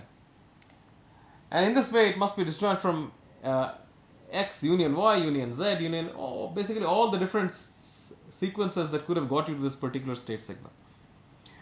So as time goes on, as you can imagine, the number of different paths that lead you to the same state is going to keep growing, right? So this union will therefore keep growing, and therefore this f set will keep shrinking, right? So we will now think about how rapidly do these things shrink. Okay. So the intuition should be that if these layers are thin, so there are not too many states per layer, then the shrinkage will be fast. Because if the layers are thin, then there's lots of different paths that will lead to the same state sigma, right? Just by kind of pigeonholing. The width of a layer is exactly 2 to the power of the number of memory bits used. Well, this is the state of the algorithm, right? So the number of different states of an algorithm is 2 raised to however many memory bits it uses. So if it uses z memory bits, so z is the space complexity, then 2 to the z is the number of nodes in the layer. Okay, so if we keep going, so we have a prefix x, which leads us to some set of future outputs fx. Now, I'll try to apply an adversarial argument to say the adversary will continue this prefix x with a continuation y leading to this other set fx, x concatenated with y, in the following manner. Okay, so I write down 2 statements here, and I'm telling you that exactly one of these 2 things must happen. And don't parse the statement just yet. Just observe that this is the opposite of that, which you can check syntactically, right? Just by doing the there exists for all flipped. Okay? So one of these 2 things must happen, and now let's try to parse the statement. So this is saying there exists a prefix x such that for all continuations y, the f set does not shrink by too much. The f set remains at least half of what it used to be. So I will call this case the non-shrinkage case. In the other case, it's saying for all prefixes x, there is some continuation y, so that the f set shrinks by a factor of at least half. Okay? So this is, if this happens, then I'll say we have non-shrinkage. If this happens, I'll say we have shrinkage. Okay. So suppose we have non-shrinkage. So suppose there exists some prefix so that we have non-shrinkage. Then I claim that, okay, so now let's see, what is the statement actually saying? It's saying the set of all future outputs after x is followed by y is still pretty large, which means that I have an avoid communication protocol which starts with the universe fx, is able to consume t items, and is able to produce an output of size at least half of the universe size. And so if you plug this into the avoid communication lower bound, then you might remember the bound is this times this, it's this quantity times that quantity over that quantity, and so it's omega t. So that gives me a space lower bound of omega t. So if ever I have non-shrinkage for some particular prefix, then I will get a lower bound of omega t. Okay? Alright. So, right, that's the lower bound I want. So when will I not have my lower bound?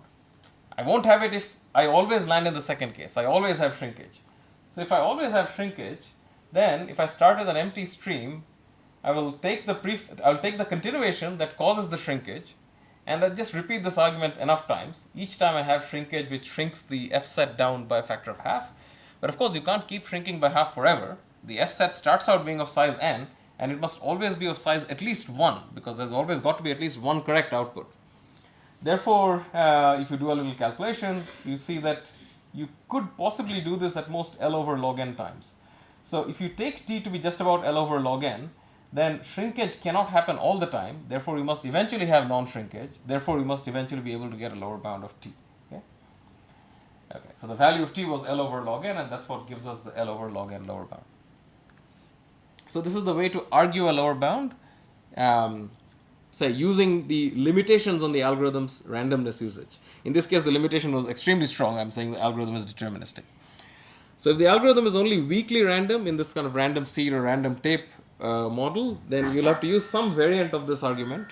And okay, so when I say some variant, I do not mean to imply that it's just some simple change to this. Far from it. There's actually quite a bit that has to be done.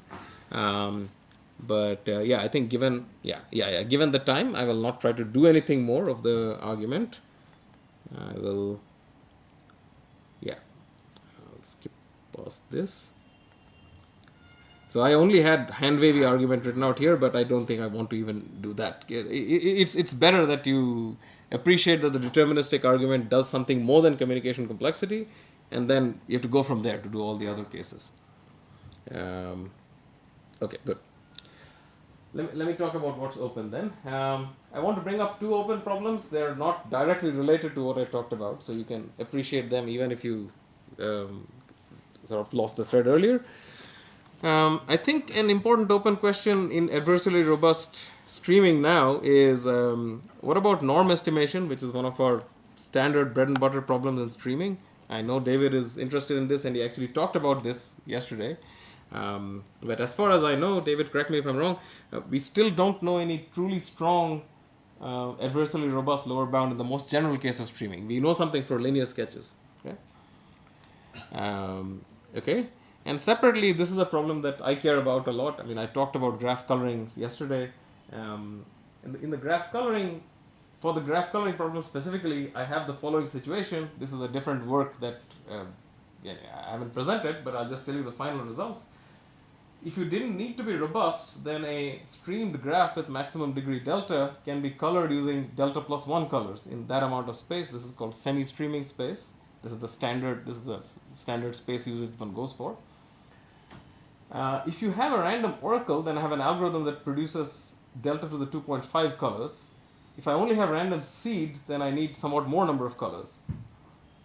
The best lower bound that I can prove is delta squared. So what is the truth here? Are there separations? Can you do all of these things collapse? I don't know. So let's. So the open question here is to close these gaps. Okay. So with that, I'll stop. Thank you. We have a short break now, so the speaker can take the questions during the break. And I'd like to request Professor Anant Raj to kindly present the token of appreciation to the speaker.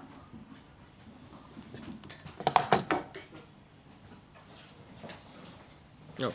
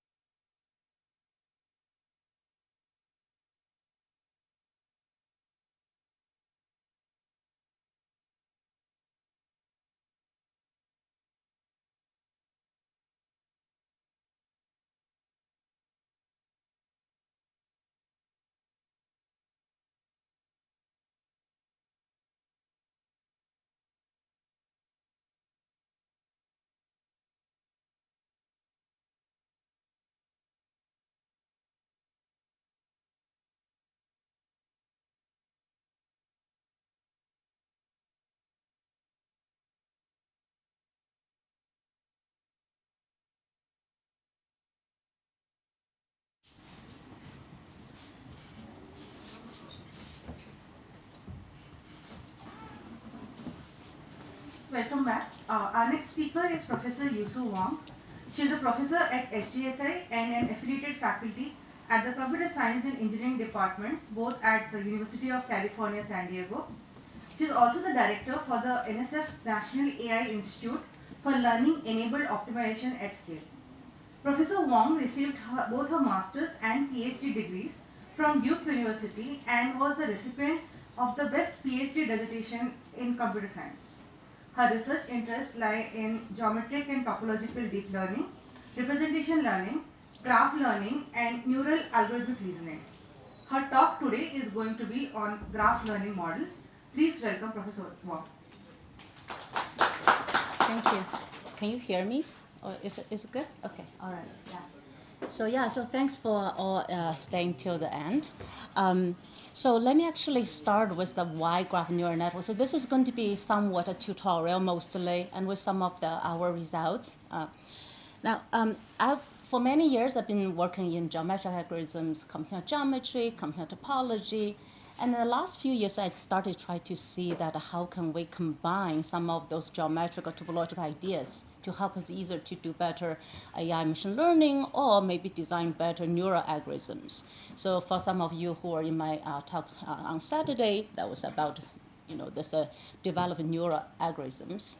Now, I got really interested in graph learning models because that graph is a very fundamental type of data type. Graph and point clouds, especially in geometric algorithms, your input is usually graphs or point clouds. Okay, so we need the effective neural models to be able to handle those type of objects. Okay, and now this is really just the introduction of different graph learning models and the connection to algorithm. There are going to be some theoretical results, but the connection to algorithm has only recently started to gain attention. You'll see it if I ever get to the end. You'll see it towards the end of slide. Okay, all right. So feel free to interrupt me any moment. So as I already said, that graph type of data is very common, and graph neural network is a very flexible and also very powerful framework for us to perform learning and optimization on graphs. Has already found many applications in molecular biology, in material science, and in many other fields. So a lot of the concepts actually used in graph learning are also just directly applicable to handle point clouds in geometric deep learning as well, even though that I'm focusing on the graph learning, but many of the ideas translate through as well. But despite this tremendous amount of developments and applications, actually the graph learning models has various different limitations, and also there are many space for improvements. So I point some of those out in the talk.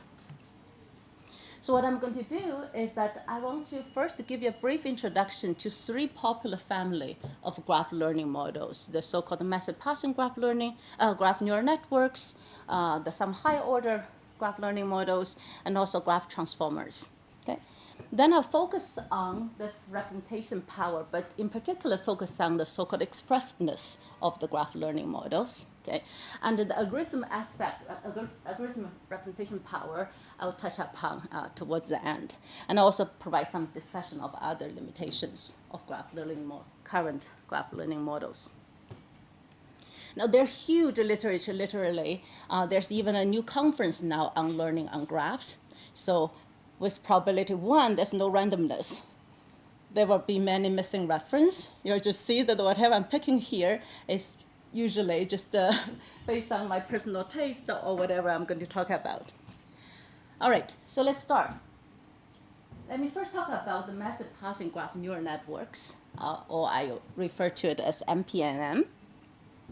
So for those of you who are not very familiar with machine learning models, with neural networks, mathematically, you should just think of it as a parameterized function from one space to another space. Okay? And how exactly you design the model itself, this neural architecture itself, it depends on the type of data that you're going to, this map is going to be defined on. So for example, what you see here is one of the earliest, the simplest, the feed-forward neural network, which you can think that this is really is modeling a function from R3, because I have a 3 input, to R2, okay?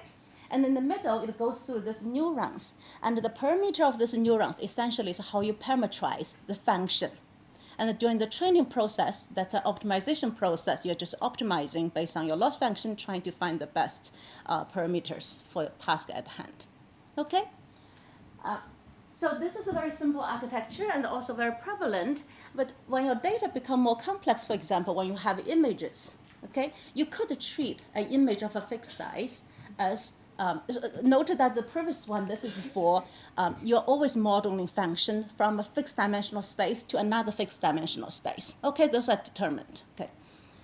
Now, if you're given a k by k image, you could simply treat that as a k-square dimensional vector and then use the feed-forward network. But when you do that, you miss a lot of structure inside your data. Their locality in your images, their neighbors. You want to leverage that as well. Okay, so that's why that you use different ways to do so, and the convolutional network essentially is allow you to take the neighboring information into account. Okay, one can think of this way. Okay. Now, we are interested in graph type of data.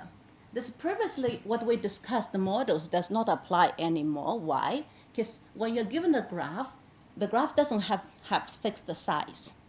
And even when they have the fixed same size, still there's no ordering of the nodes and there's no ordering of the edges. Okay, so we cannot just represent this as, a fixed dimensional vector anymore. Okay. And whatever we're doing, we have to have a way to parameterize functions on graphs such that this parameter should be independent to the input, the number of nodes and their neighbors and so on. Okay, so when you design a graph learning models, that's ultimately what you want to focus on. You want to think, how can I do it effectively this way? Have a way still to parameterize functions from space of graphs.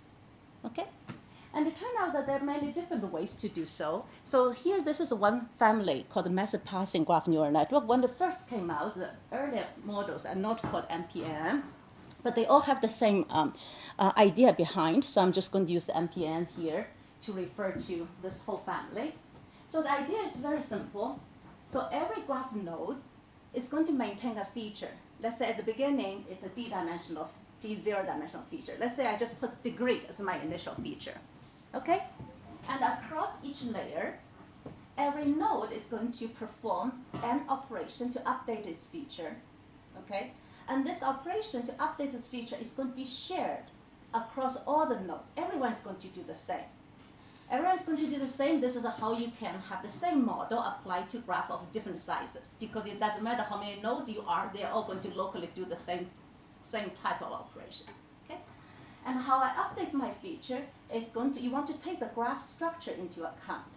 And the way to do that is that you say, when I update my feature, I'm going to take my one-ring neighbors. Okay? You don't have to. You can take two-ring neighbors, any neighborhood you want, but the typical way, just take one-ring neighborhood. Okay? So I'm going to use my neighbor's features to update my feature. And I'm going to do this following a rule, and everyone is going to use the same rule to do the updates. And you have L layers, then it's a L layer graph neural network. And in the end, if your task at the end is what I call the node level task, let's say that you have a social network, you want to predict in the end that some disease is propagating, you want to predict which nodes are likely to get the disease. So every node needs to have some output. This is called node level task. Then you simply stop here and then do some output. Every node would have an output. Or your task could be graph level. Let's say in the drug design, you have a molecule that input. You give me a molecule, I want to output. What's the probability that this one would react to certain drugs, let's say. Okay, so then the whole graph, given the graph, you want to output a single number. So over there, then you do a graph level pooling and then output the final, the value. Okay, so that's a typical setting. So this is just the same image that I had before, but I'm listed here. So at the beginning, so now graphs are treated in not just a combinatorial structure. You can think of the graph are now treated as attributed graphs. Namely, in addition to the combinatorial structure, every node also have a feature, a d-dimensional vector associated with it. Okay? Now, you're given the input attribute graph with some initial feature. At the case level, as I said, first, for every node V, I'm going to take my neighbor's features and then aggregate them to get a new quantity. Then I use this aggregated value together with my previous feature to get an updated value. Okay? Now note that here I use this symbol. This is multi-set because I'm taking the neighbors of my features. Some of them may have identical features. I take them as a multi-set.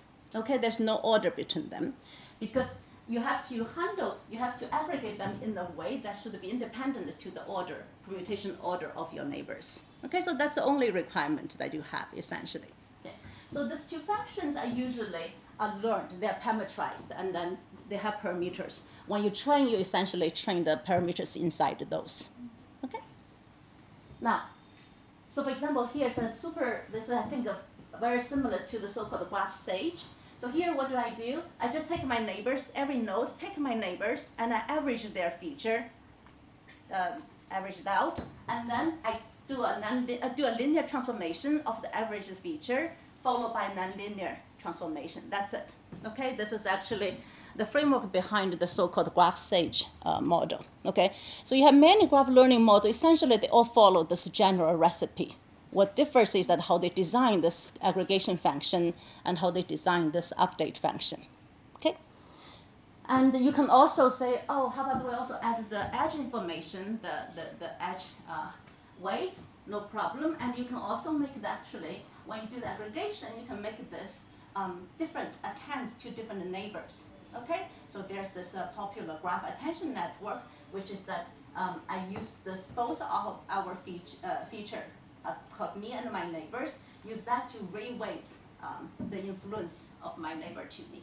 Okay, so this is you can have all of this variance. All right. So it's a very flexible and very popular, as you can see that in some sense that if you have fixed the layer, then essentially the training each forward is basically linear to the size of your graph, basically. Okay, so it's efficient, it's flexible in the design, so it has been very popular. There's a question, someone? Yes? Isn't this biased towards more denser graphs where the propagation is faster when compared to more? So that is an issue, yes. So actually I'll come to that very soon, okay? Yeah.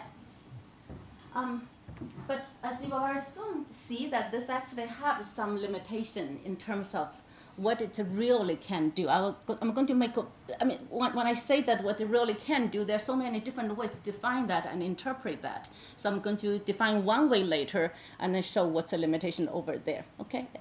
How do you compute the loss and how do you do backup on such structures? So in general, what they do is that they essentially at every node, you have a batch, they take all the nodes and then they simply, the batch norm is essentially across a subset of nodes. Yeah. So they don't necessarily go through all the nodes in each layer one day. Yes? So if one node is considered one time only, right? Like one patch is considered only one time, there should not be repetition of any nodes inside, right? What do you mean by one batch is only? Because each time you take so number one, you are learning a common rule policy, right? So this rule is applied to all the nodes. I mean, if you don't care about the time complexity, you simply you do this every time, collect all the nodes, do the battery just to save the time. Yeah. So now, one thing was this actually also in the question is that as you can see that every time in each layer, I can only accumulate information from one ring neighborhood. Okay, if I have a k layer, then I can only see k ring neighborhoods. Okay, so you basically have a computation graph of k ring neighborhood. Okay, so this brings a bunch of issues. Okay, number one, if I have some long range interaction, very long paths. For example, for some of the chip design application we have, your netlist is a hypergraph with millions number of nodes, and over there you have very long paths, which is very critical in understanding the timing and so on of this netlist. Okay, so this is not very effective at capture that. You can increase the depth of your graph neural network. When you increase, there are two issues that I'll mention later. One is called over-smoothing, because if you look at it deeply inside what is happening for this aggregation, many of them follows essentially a variant of the graph Laplace operator. Okay, so as you are performing this aggregation, you are smoothing out the graph signal. Okay, so essentially that's called the over-smoothing phenomenon. Okay, the second is called the over-squashing. What the over-squashing means is that your computation graph, even if you just have degree 2, grows exponentially. Okay, when you have a k-ring, essentially you have to summarize this potentially exponential number of information into a fixed dimensional representation, which is your feature, the size of a feature. And you don't, at the beginning, you don't know what's important. How do you squash that information inside? Okay, so this is called over-squashing. This is also why if you look at the early days, all the GNNs, they're not very deep. Unlike in the deep learning, you have super deep neural network. In GNN, you go 4 layer, 6 layer max. Okay, partly due to some of these issues. Now, transformer then comes into picture because its popularity, and then also because of the so nice that David already described the transformer already. Because of the self-attention, essentially every node can directly communicate with other nodes in some way, even though it's in a very strict way, only through the inner product of the feature essentially. Okay, but this allows you to touch upon others quickly. So that's why that has been considered as a way perhaps we can handle this long-range interaction, all these issues better. Okay, so let me now introduce what is the graph transformers. As I said that we already heard a really nice description from David's talk on transformer. What I'm going to look at the transformer here is going to be a simplified view of one in general when you talk about transformer, because transformer sometimes is also specifically refer to the one used in the language setting where you're looking at this as an autoregressive model, okay? But if you forget about all of this, if you just think inside the architecture, what are the building blocks and how are they connected? Essentially, you can think that what I'm having is a bunch of these transformer blocks connected together. Each of the transformer block is just a sequence-to-sequence map. What do I mean? The input could be a sequence of n points. Each one, let's say that is represented by d-dimensional vector. So this n was the context length in David's talk earlier, okay? And then you do something inside, and then you output again same length, n elements. But then they may be represented in a different dimension, d prime dimension, okay? Not only that, actually it is sequence-to-sequence permutation equivariant layer, okay? So if I have to write it out, this is a simplified view of what you see earlier. Essentially, this is the Q matrix that David used. This is a K matrix. You're taking kind of the self-attention, okay, normalized somehow, and then take the soft max, and then multiply with the value matrix. Okay, so this is what we see earlier. It is permutation equivariant, means that because the input is a sequence of n elements, output is n, it means that if I take a permutation matrix over n elements, if I apply it to the input, okay, the output will be permuted in exactly the same way. Okay, it's very easy to see just through this that satisfy that condition. Okay, so it preserves it. So this is important because if imagine that those n points are the n nodes, right? So in the output, if this is the v1, v2, v3, in the output, I want the first one still represent whatever the output at the v1, and then the output at the v2, and so on. Okay? Questions?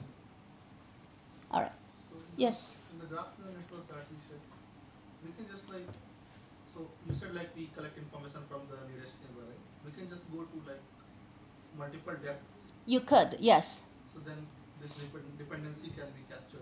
Like This dependency, but then also when you, for example, you can think that the transformer essentially is working on complete graphs, right? So you do capture nodes further away, but then whether you're still capturing the path information or not is not clear anymore. Okay? All right. Okay, so this is just the general transformer blocks, and you have one block like this, and then you put L number of them together, you basically have a L layer transformer. Okay? All right. Now, but this is just the vanilla transformer. This is not yet for graph data. When I have graph data, I have combinatorial structure, right? So how can we put that into account in the transformer model?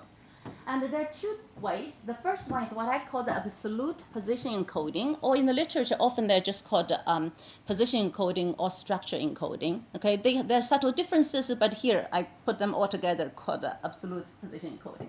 So what this is saying is that you take the input graph, and at every node, you essentially have to find a feature vector to summarize something about this node, and then feed it into as your initial token in the language case, and then feed it to this transformer. Okay? So for example, what are the popular choices? Some of the popular choices including that you take the graph Laplace operator, and you take the first few eigenvector, and then you compute the eigenembedding of every graph nodes, and you use that embedding as your initial representation. Okay, or you can just take other summaries, statistical summaries. You can take triangle counts, you can take other degree, and so on as your summaries. Okay. Now, actually, for the eigenfunction, I just said that actually there are issues with what I just was that direct approach, okay, in the sense when you have, when your eigenspace has, eigenvalue has a multiplicity, okay, there's an issue of, there's no canonical choices of eigenfunction. Okay, but people figure some ways to fix that. You have time, I'll tell you what is that way. So this is one way, and once it goes in, there's no more graph information. So everything was encoded at the beginning, and you can see that this is not so simple, right? I mean, it's not easy to encode very rich information at the node level about the entire graph, just as node features. The second one is the relative position encoding. This relative just referred to that instead of putting the graph information at a node, now I'm doing it at pair of nodes. Okay, so in particular, you're going to change your attention inside the transformer a bit. So before we just have this kind of computing the attention, but now let's say that you also have a matrix D that encodes something about the graph structure. The simple thing that the D, which is adjacency matrix, okay? But people use other things. For example, you can use the matrix of effective resistance, because it's a good way of measure graph distances, and then you can use that matrix here as your choice of D, okay?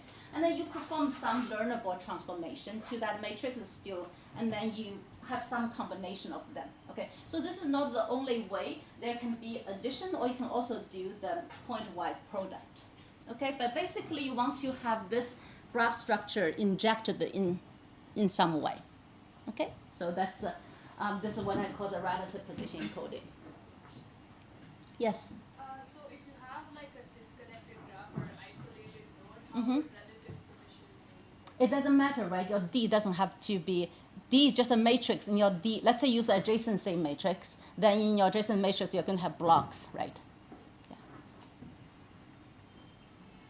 All right. And there are also other mixed model to try to go in between. And one thing with the transformer is that we also heard from the first talk, David's talk, that to the computationally, your number of parameter can be constant, but to evaluate it every time, that's quadratic time, unless you do some some ideas and can reduce it a bit, but still that's a bottleneck, especially for very large graphs. A lot of the earlier working graph neural networks, the benchmark data sets are very small. It's only up to 100 nodes and so on. But in practice, again, using chip design, the netlist there is a hypergraph of millions of nodes, okay? All right, so there are also many other in-between models. For example, you can actually use method passing, but then use with the help of something called the virtual node to collect some global information. And that also shown that it can be as expressive as several linear transformers. Or you can just simply interleaving transformer blocks with some method passing layers. Okay, so these two are currently the most popular transformer-based graph learning models, and they kind of do this mixing in the architecture, in practice. All right. So now, in both cases, you are only taking pairwise information, okay, just up to the edges.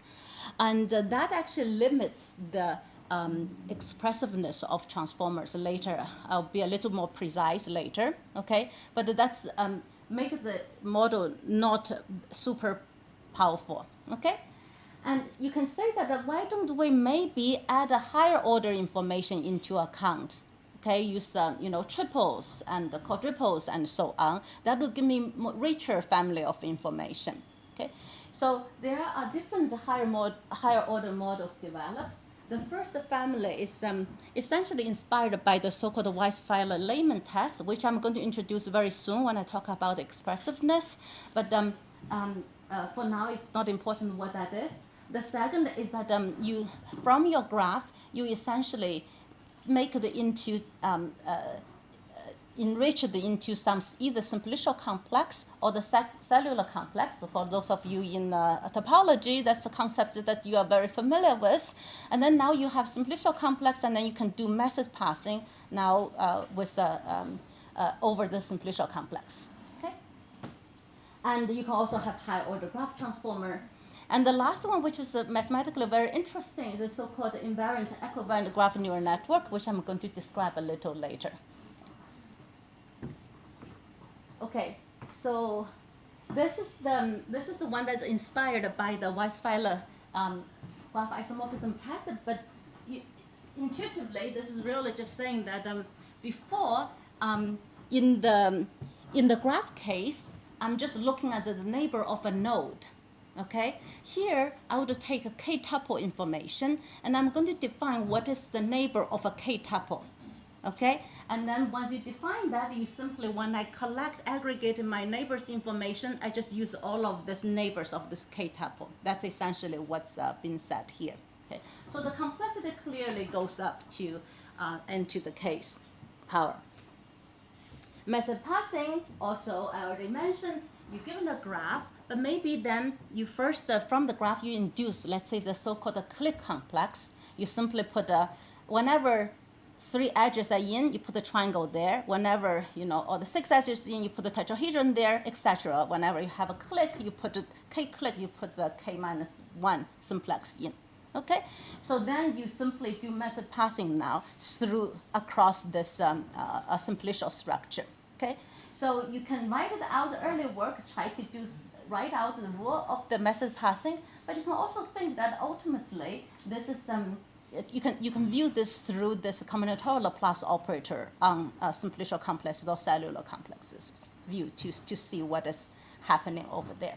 Okay, so I will not get into details over there. Now, what is the advantage of having a simplicial complex? Like, is there some computational advantage? Having simplicial complex give you more information. Give you richer information about it. The disadvantage is the computational complexity. So for example, let me actually give a more obvious example. So for the drug molecules, okay, there are a lot of ring structure inside. Okay, and you will see later that it's very hard for method passing graph neural network to have even the concept of the ring. Okay, when you through the method passing. So in the cellular complex case, they essentially put the 2 cells there, which would immediately capture the ring structure. Yeah. All right. So let me spend a little time on the so-called invariant graph neural networks for the higher order models. So the idea here is that but before I explain what is the idea. So first, we are going to now look at treat graph as tensors now. Okay. So you can think that a 0-order tensor is just a vector of first order tensor is just the size n, a vector, okay, and then second order is n by n matrix, and so on. Just to intuitively think this way, okay. And I'm going to particularly consider the so-called permutation. So given a graph of adjacency matrix and the node features, I can view this as an order 2 tensor, basically. You can think that now I'm going to just forget about everything else. I'm going to represent my graph as an adjacency matrix, n by n matrix now. Okay? In general, the function that I'm going to consider is going to be this permutation equivariant functions over tensors. If I have a k tensor to L tensor, what this says is that, don't look at this, actually, let's just look at the two-dimensional case. It basically says that if I permute the input, so P is the permutation matrix, okay? So it acts on vector, it just P, permute a vector, it's just P times X. And if I permute a matrix, then it's P, A, P transpose, okay? Then the output will be permuted the same way, so same as before, okay? That's a permutation equivariance, okay? And the permutation invariant, this function is invariant, means that no matter how you permute the input, the output remains the same. Okay, so we need both concept.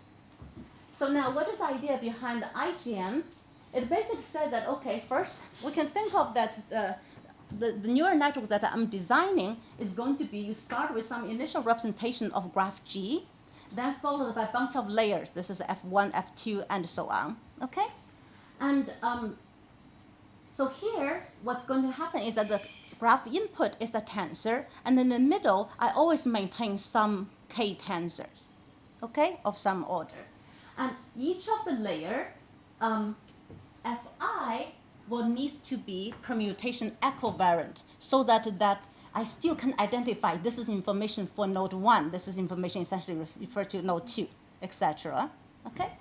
Towards the end, after the FL layers, depends on your output. If your output is a node level task, node embedding, then the last layer also needs to be permutation equivariant. But if the last level is a graph level task, you just map the whole thing to say R, then you need that one to be permutation invariant. Okay? Now, if I can maintain all of these Fi's are permutation equivariant, then the whole thing will be a permutation equivariant. That's very easy to see because sigma does not, the whole thing will be permutation equivariant. Okay. So the idea of this IGN is that I don't really know how to model Fi in the general case. That could be complicated. Let's just assume that this permutation equivariant layers has to be linear layers. Okay, so they're linear permutation equivariant layers. Okay, so that's essentially the idea. Okay? And all we now need to do is that to model this linear equivariant map now between two tensors. Okay? I'm going to use simple examples. Hopefully this will become clear. So now let's just go to a specific layer. I have a map going from an S tensor to a T tensor. Okay? And this is going to be implemented as a linear map L from this between these two spaces, followed by a nonlinear activation sigma, let's say ReLU. Okay, that's it. So that's each layer is going to look like this. Now this L is a linear map, but in order for me to be able to train this model, I have to have a way to parameterize such maps, and then I can play with change its parameters, right? So that's how I find the best linear map essentially. Okay, so I have to find a way to parameterize such linear equivariant layers. Okay, and now, note that this map itself is from space, depends on input length and input size n, okay? But you don't want your parameterization depends on n, because then you change your input graph, this become different. So that has to be different invariant to the input size n, okay? So the question is that, is it even possible to achieve that, okay? So the really beautiful result of this paper is that, yes, it is, and in fact, it has a very simple characterization. Okay, so here let's look at a really simple case. Instead of equivariant, let's look at the invariant, linear invariant map. I want to map a vector, n-dimensional vector, to a real value, and I want this one to be invariant to permutation. Okay, so how can I characterize all such linear maps? Okay. Well, since this is just in this simple 1D case, then this map can be represented by a vector omega. All I'm doing, given the input vector v in Rn, I just apply in the product of omega to that, right? So as I change omega, I get a different map L. Okay? So then what I'm asking is that what kind of omega satisfy the condition that this map has to be permutation invariant? Well, that's probably, let's see. So what does it mean? That means that if I apply a permutation matrix P to V, the output should still remain the same. So what does that mean for omega?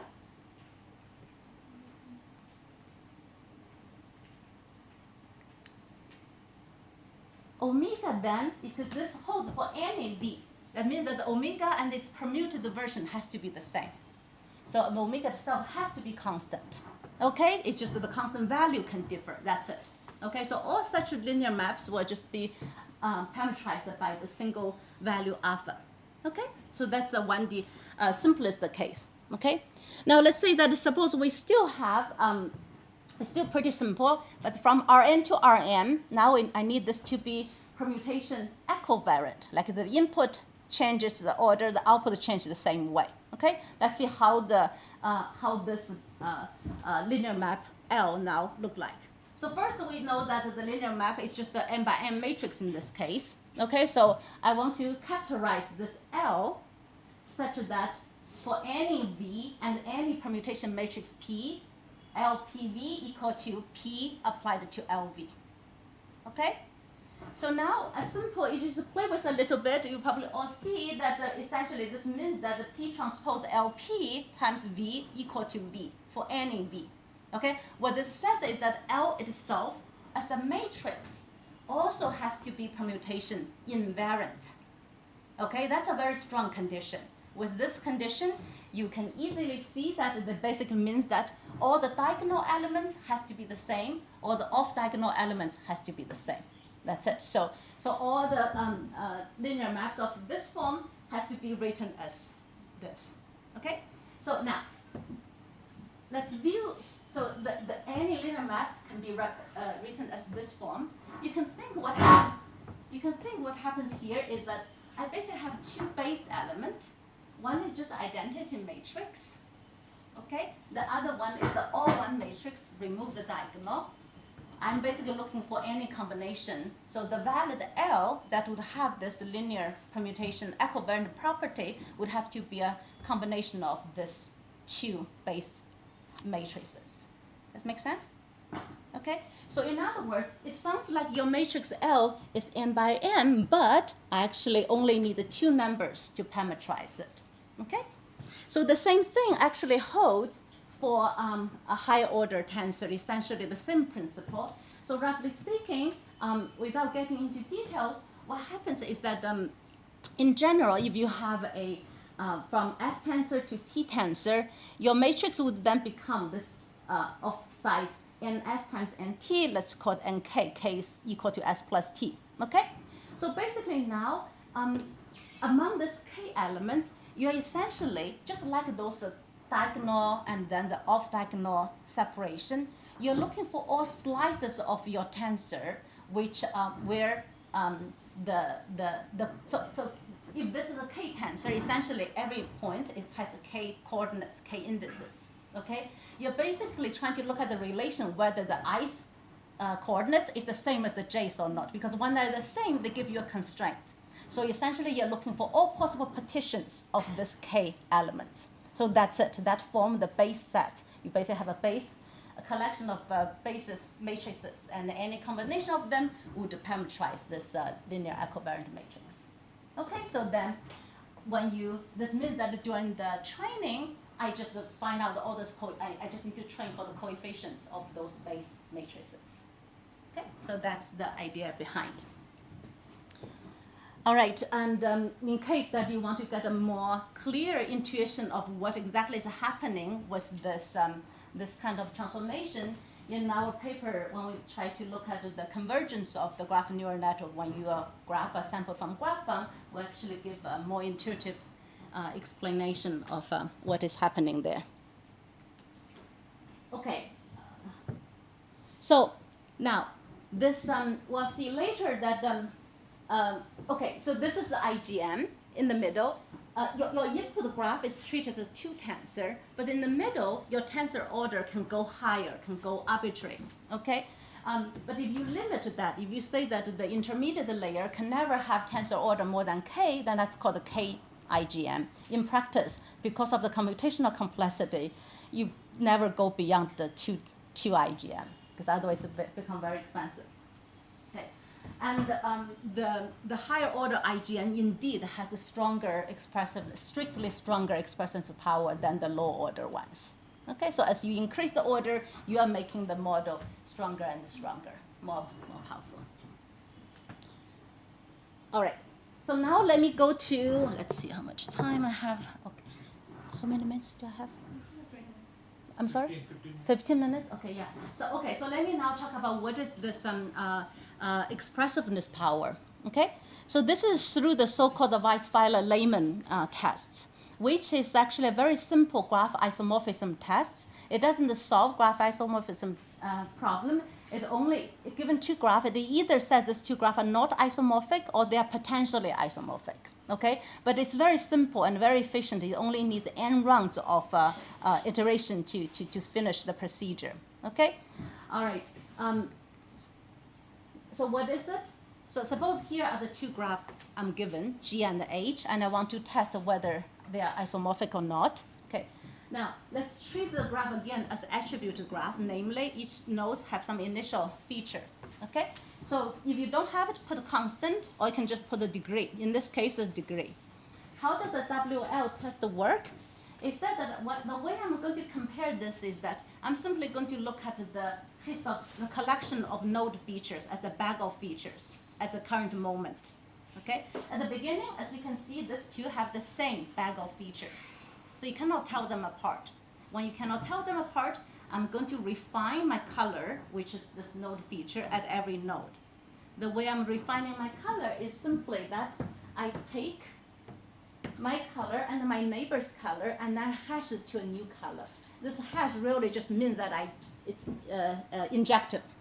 Okay, so you basically, my color and my neighbor's color would give me a new color. So for example, if you look at the root node 3, in the first iteration, it's 3, which is the same as the other root. But in the next iteration, my color is 3 and my neighbor is 1, 1, which now 1, 1, 2, which is different from the other one, which is 3, 2, 2, 1.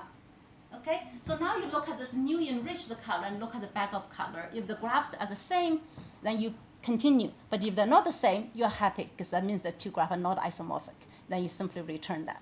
After any iteration, this procedure will have to converge the color. It will not change anymore, and then you simply return, say that they might be isomorphic. Okay, so it's a very simple procedure. So it can, if given any two random graph, this procedure can tell them apart with high probability, although we know that all the hard cases are not random graphs. Okay? All right, so now you can also think that in terms of just a single graph, what we're doing here is that I'm just building a hierarchical representation for the nodes. At the beginning, the graph nodes is just the initial input feature, and then at each layer, I'm just taking the color of my neighbors as the new representation of features, right? So then, given two graphs, I'm just comparing this color hierarchies, right? So if they are any moment they're different, then these two graphs are not the same, otherwise they're the same. When you look at it this way, you probably see the resemblance between this procedure and the method passing graph neural network. Because at any moment, all you're doing is that I'm taking the color or the feature of my neighbors and then do something. Okay? So and because of that, so there's a very close resemblance here, and very informally, because of that, it turned out that in terms of differentiating, distinguishing pairs of graphs, method passing graph neural network is as powerful as the WL test. What does that mean? That means that if a pair of graphs with input node features, you cannot tell them apart by WL tests, then no matter how you set the parameter of your method passing graph neural networks, the output will always be the same. Okay, so you cannot tell them apart through your graph neural network either, no matter how you set them. Okay? On the other hand, you also have the other way around. The Schu's paper, they showed that there's called a GIN, one specific method passing graph neural network. It's a more general form that it can achieve the same power as WL tests. Okay, so that's why it says that it's as powerful. So in other words, now you're measuring the ability of your graph neural network models through how well they can tell graphs apart. And this is important. Let's say that suppose someone says, I know graph edit distance is hard to compute. I'm going to train a neural network to estimate that. Okay? And then we know that it just lost the battle unless your input feature is extremely strong. You're not going to be able to do that because there are always graph that has non-zero added distance that you're going to map them to zero distance through this massive passing graph neural network. Make sense? Okay. All right. And this really shows that MPN actually has a lot of limitations. Depends on how strong your initial. Note that the WL test is not just a combinatorial structure, it's combinatorial structure plus the node feature. Okay? So basically, if your initial node feature is super strong, if your initial node feature encodes the graph isomorphism type of the entire graph, then you can tell them apart. Okay? But depends on initial node feature. If you just use a simple node feature coming from your one-ring neighborhood, then there are a whole bunch of things you cannot do with MPNN. You cannot check for connectivity, not even check whether the graph is connected or not. You cannot compute cycles, okay? You cannot compute the triangle count and all of this, okay? And in fact, we know that the WL test cannot differentiate any D-regular graphs. Because if I start with the degree as my initial feature, at any moment the feature always remains the same. Okay, which means that your MPNN will also, so just using degree is not a great idea as your initial node feature, okay? So the way to fix this is, not really fix, to mitigate this is that you try to make your initial feature more powerful, such as using the spectral embedding I mentioned earlier, or you can use the topological persistent information to capture more global graph topology information, which is very hard for MPN to accumulate. Okay, so use those to augment your, and the high order ones also help to address the issue. Okay, so let me see. Okay, let me try to. So here, I just want to say that another way to think about the representation power is in terms of universal approximation. Whether, if you think that what your graph neural network is doing is from the space of graphs to, let's say, a function, to a value, like for every molecule, you predict its reaction to the drug. Okay, so then you can ask that whether what kind of function can your graph neural network approximate?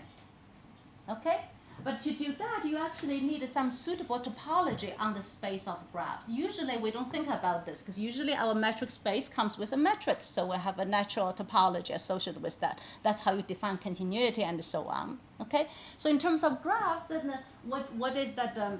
What topology you use? Do we have a suitable metric to talk about this universal approximation for massive passing graph neural network? So, and the graph edit distance is not a good choice, as I said, because fundamentally it's more refined than what MPN can do. Okay, so if you use that as the topology, you're not going to get a sensible results. Okay, so so in this work, which I'm not going to talk about, we basically kind of extended this WL test itself into a graph distance. Okay, a pseudo distance that to compare two graphs. So this essentially can actually be used as a way to compare graphs as well because it's polynomial time computable. And this is also the right distance to induce the pseudo-metric topology on the space of graph because this is compatible with WL test. Namely, two graphs has pseudo distance 0 even only if they cannot be tell apart, distinguished by WL test. Okay, so, and indeed with this distance, you can then obtain universal approximation results of the massive passing graph neural network that can approximate any continuous function with respect to this topology. Okay, so I will not get into details. It will essentially we kind of treat graph as, especially feature as measures, and then use push forward of measures as replacement for aggregation and so on.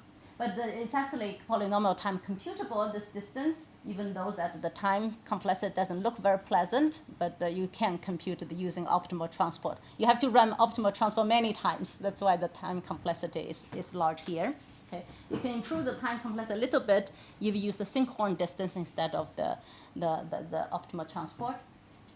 All right, so let's see. So this is just to show that indeed you can get universal approximation. So let me, I probably have a couple minutes. 5 minutes, okay. Now, I was going to also talk about the expressiveness of graph transformers, but maybe let me skip that. Let me just say that the graph transformer, the current WL test language, does not immediately is not immediately applicable to the relative position encoding. We have to extend that a little bit.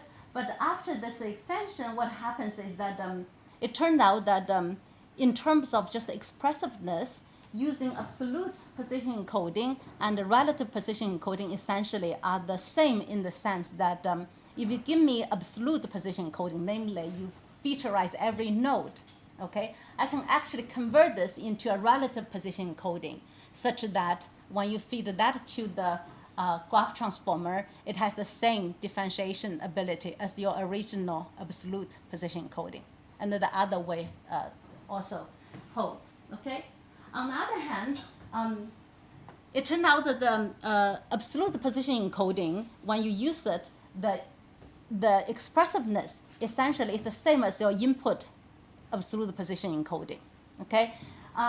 So from that perspective, in practice, this suggests that you probably want to use the relative position encoding.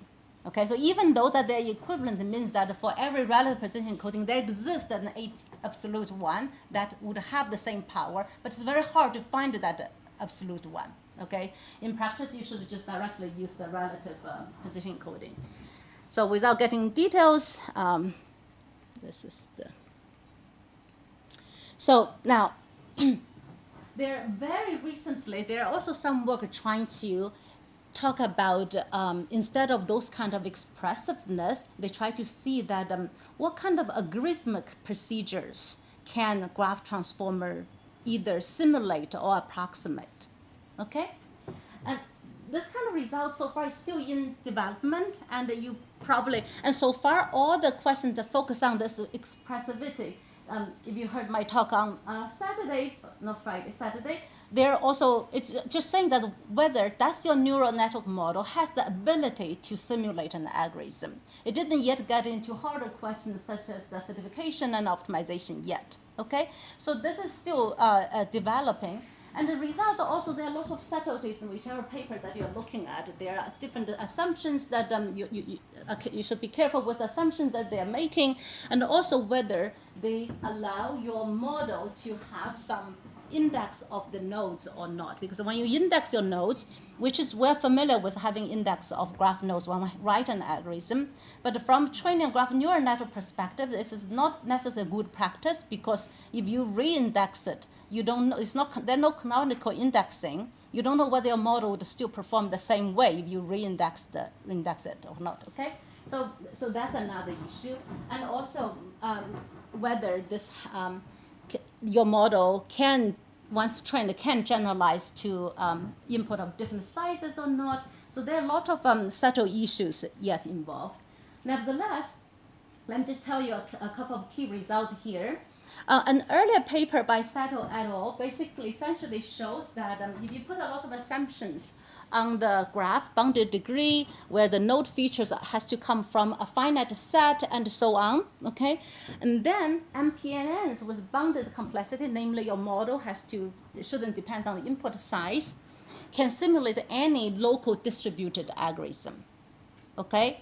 So essentially, if you have a problem, say graph coloring, you have some approximation, you have a local distributed algorithm that can approximate that, then that means that your graph neural network can essentially have the same power, okay? So that's one family of results. There's also this more hand-waving results in the sense that GNNs are intuitively dynamic programmers, and that's why it can simulate steps of Bellman-Ford or Dijkstra, this kind of procedures, okay? And more recently, okay, so this results are essentially the model complexity that you have might depend on the input size, okay? So in that so it's more for theoretical understanding because this requires your model has to grow as your input graph grows in size. Okay. Nevertheless, so here are some interesting results on showing that graph neural network essentially can simulate certain algorithm to solve optimization problem. The first one is that it can be used to solve linear programming. Essentially, there's graph neural network is kind of aligned with linear programming, certain interior methods. The second one is showing that, so this is work from Stephanie Yagoka's group, which shows that you can think that graph neural network can essentially perform projected gradient descent for solving a specific family of SDP, which can be used to solve max CSP problems. Okay. The last one is a slight different. It's not restricted to the standard graph transformer. They basically, it's also on the theoretical understanding. They show that the transformers depends on the type of graph problem you're looking at. Okay, your transformer actually needs different widths, which is that inside your transformer, what's the intermediate feature dimension, okay, and the depths, which is how many layers that you are having. Okay, so basic says that there are actually some fundamental difference, like to solve the graph connectivity versus the shortest path, you would need a fundamentally different number of widths and depths to tackle that. Okay. All right. Okay, so I think I am wrapping up. Let me just point out, coming to the last page, that I think there are a lot of interesting questions, especially the scalability. I mean, a lot of people here working on, sketching, online algorithm will be interesting, or random sampling will be interesting to see whether we can, especially for graph transformer type of models, you can break this quadratic time complexity, which is one thing that preventing it to be applied to very large graphs right now. Okay, because unlike sequences, you cannot easily take a context, take a window to say I'm going to slide it. In graph, you don't have that natural choices. Okay, maybe you can have a principled way to do that if you do some. So that's one thing. Generalization and extrapolation to graph of different sizes or convergence. So there's some work, we also did some work in that direction. We're talking about the convergence of graph neural networks if you assume your graph sampled from, say, graph funds, and as the size become bigger, what happens to your output of the graph neural network, okay? But how about other type of models, okay? Now, I focus on graph, but as I said, many of these discussions actually also applicable, especially it's high order models. It doesn't matter whether it's graphs or point clouds or sets. Okay, so a lot of them applicable to sets as well. Be interesting to think that what is the right model that can, given a set of points, you can do k-means clustering in a trainable, learnable manner. Okay. All right, thank you for your time.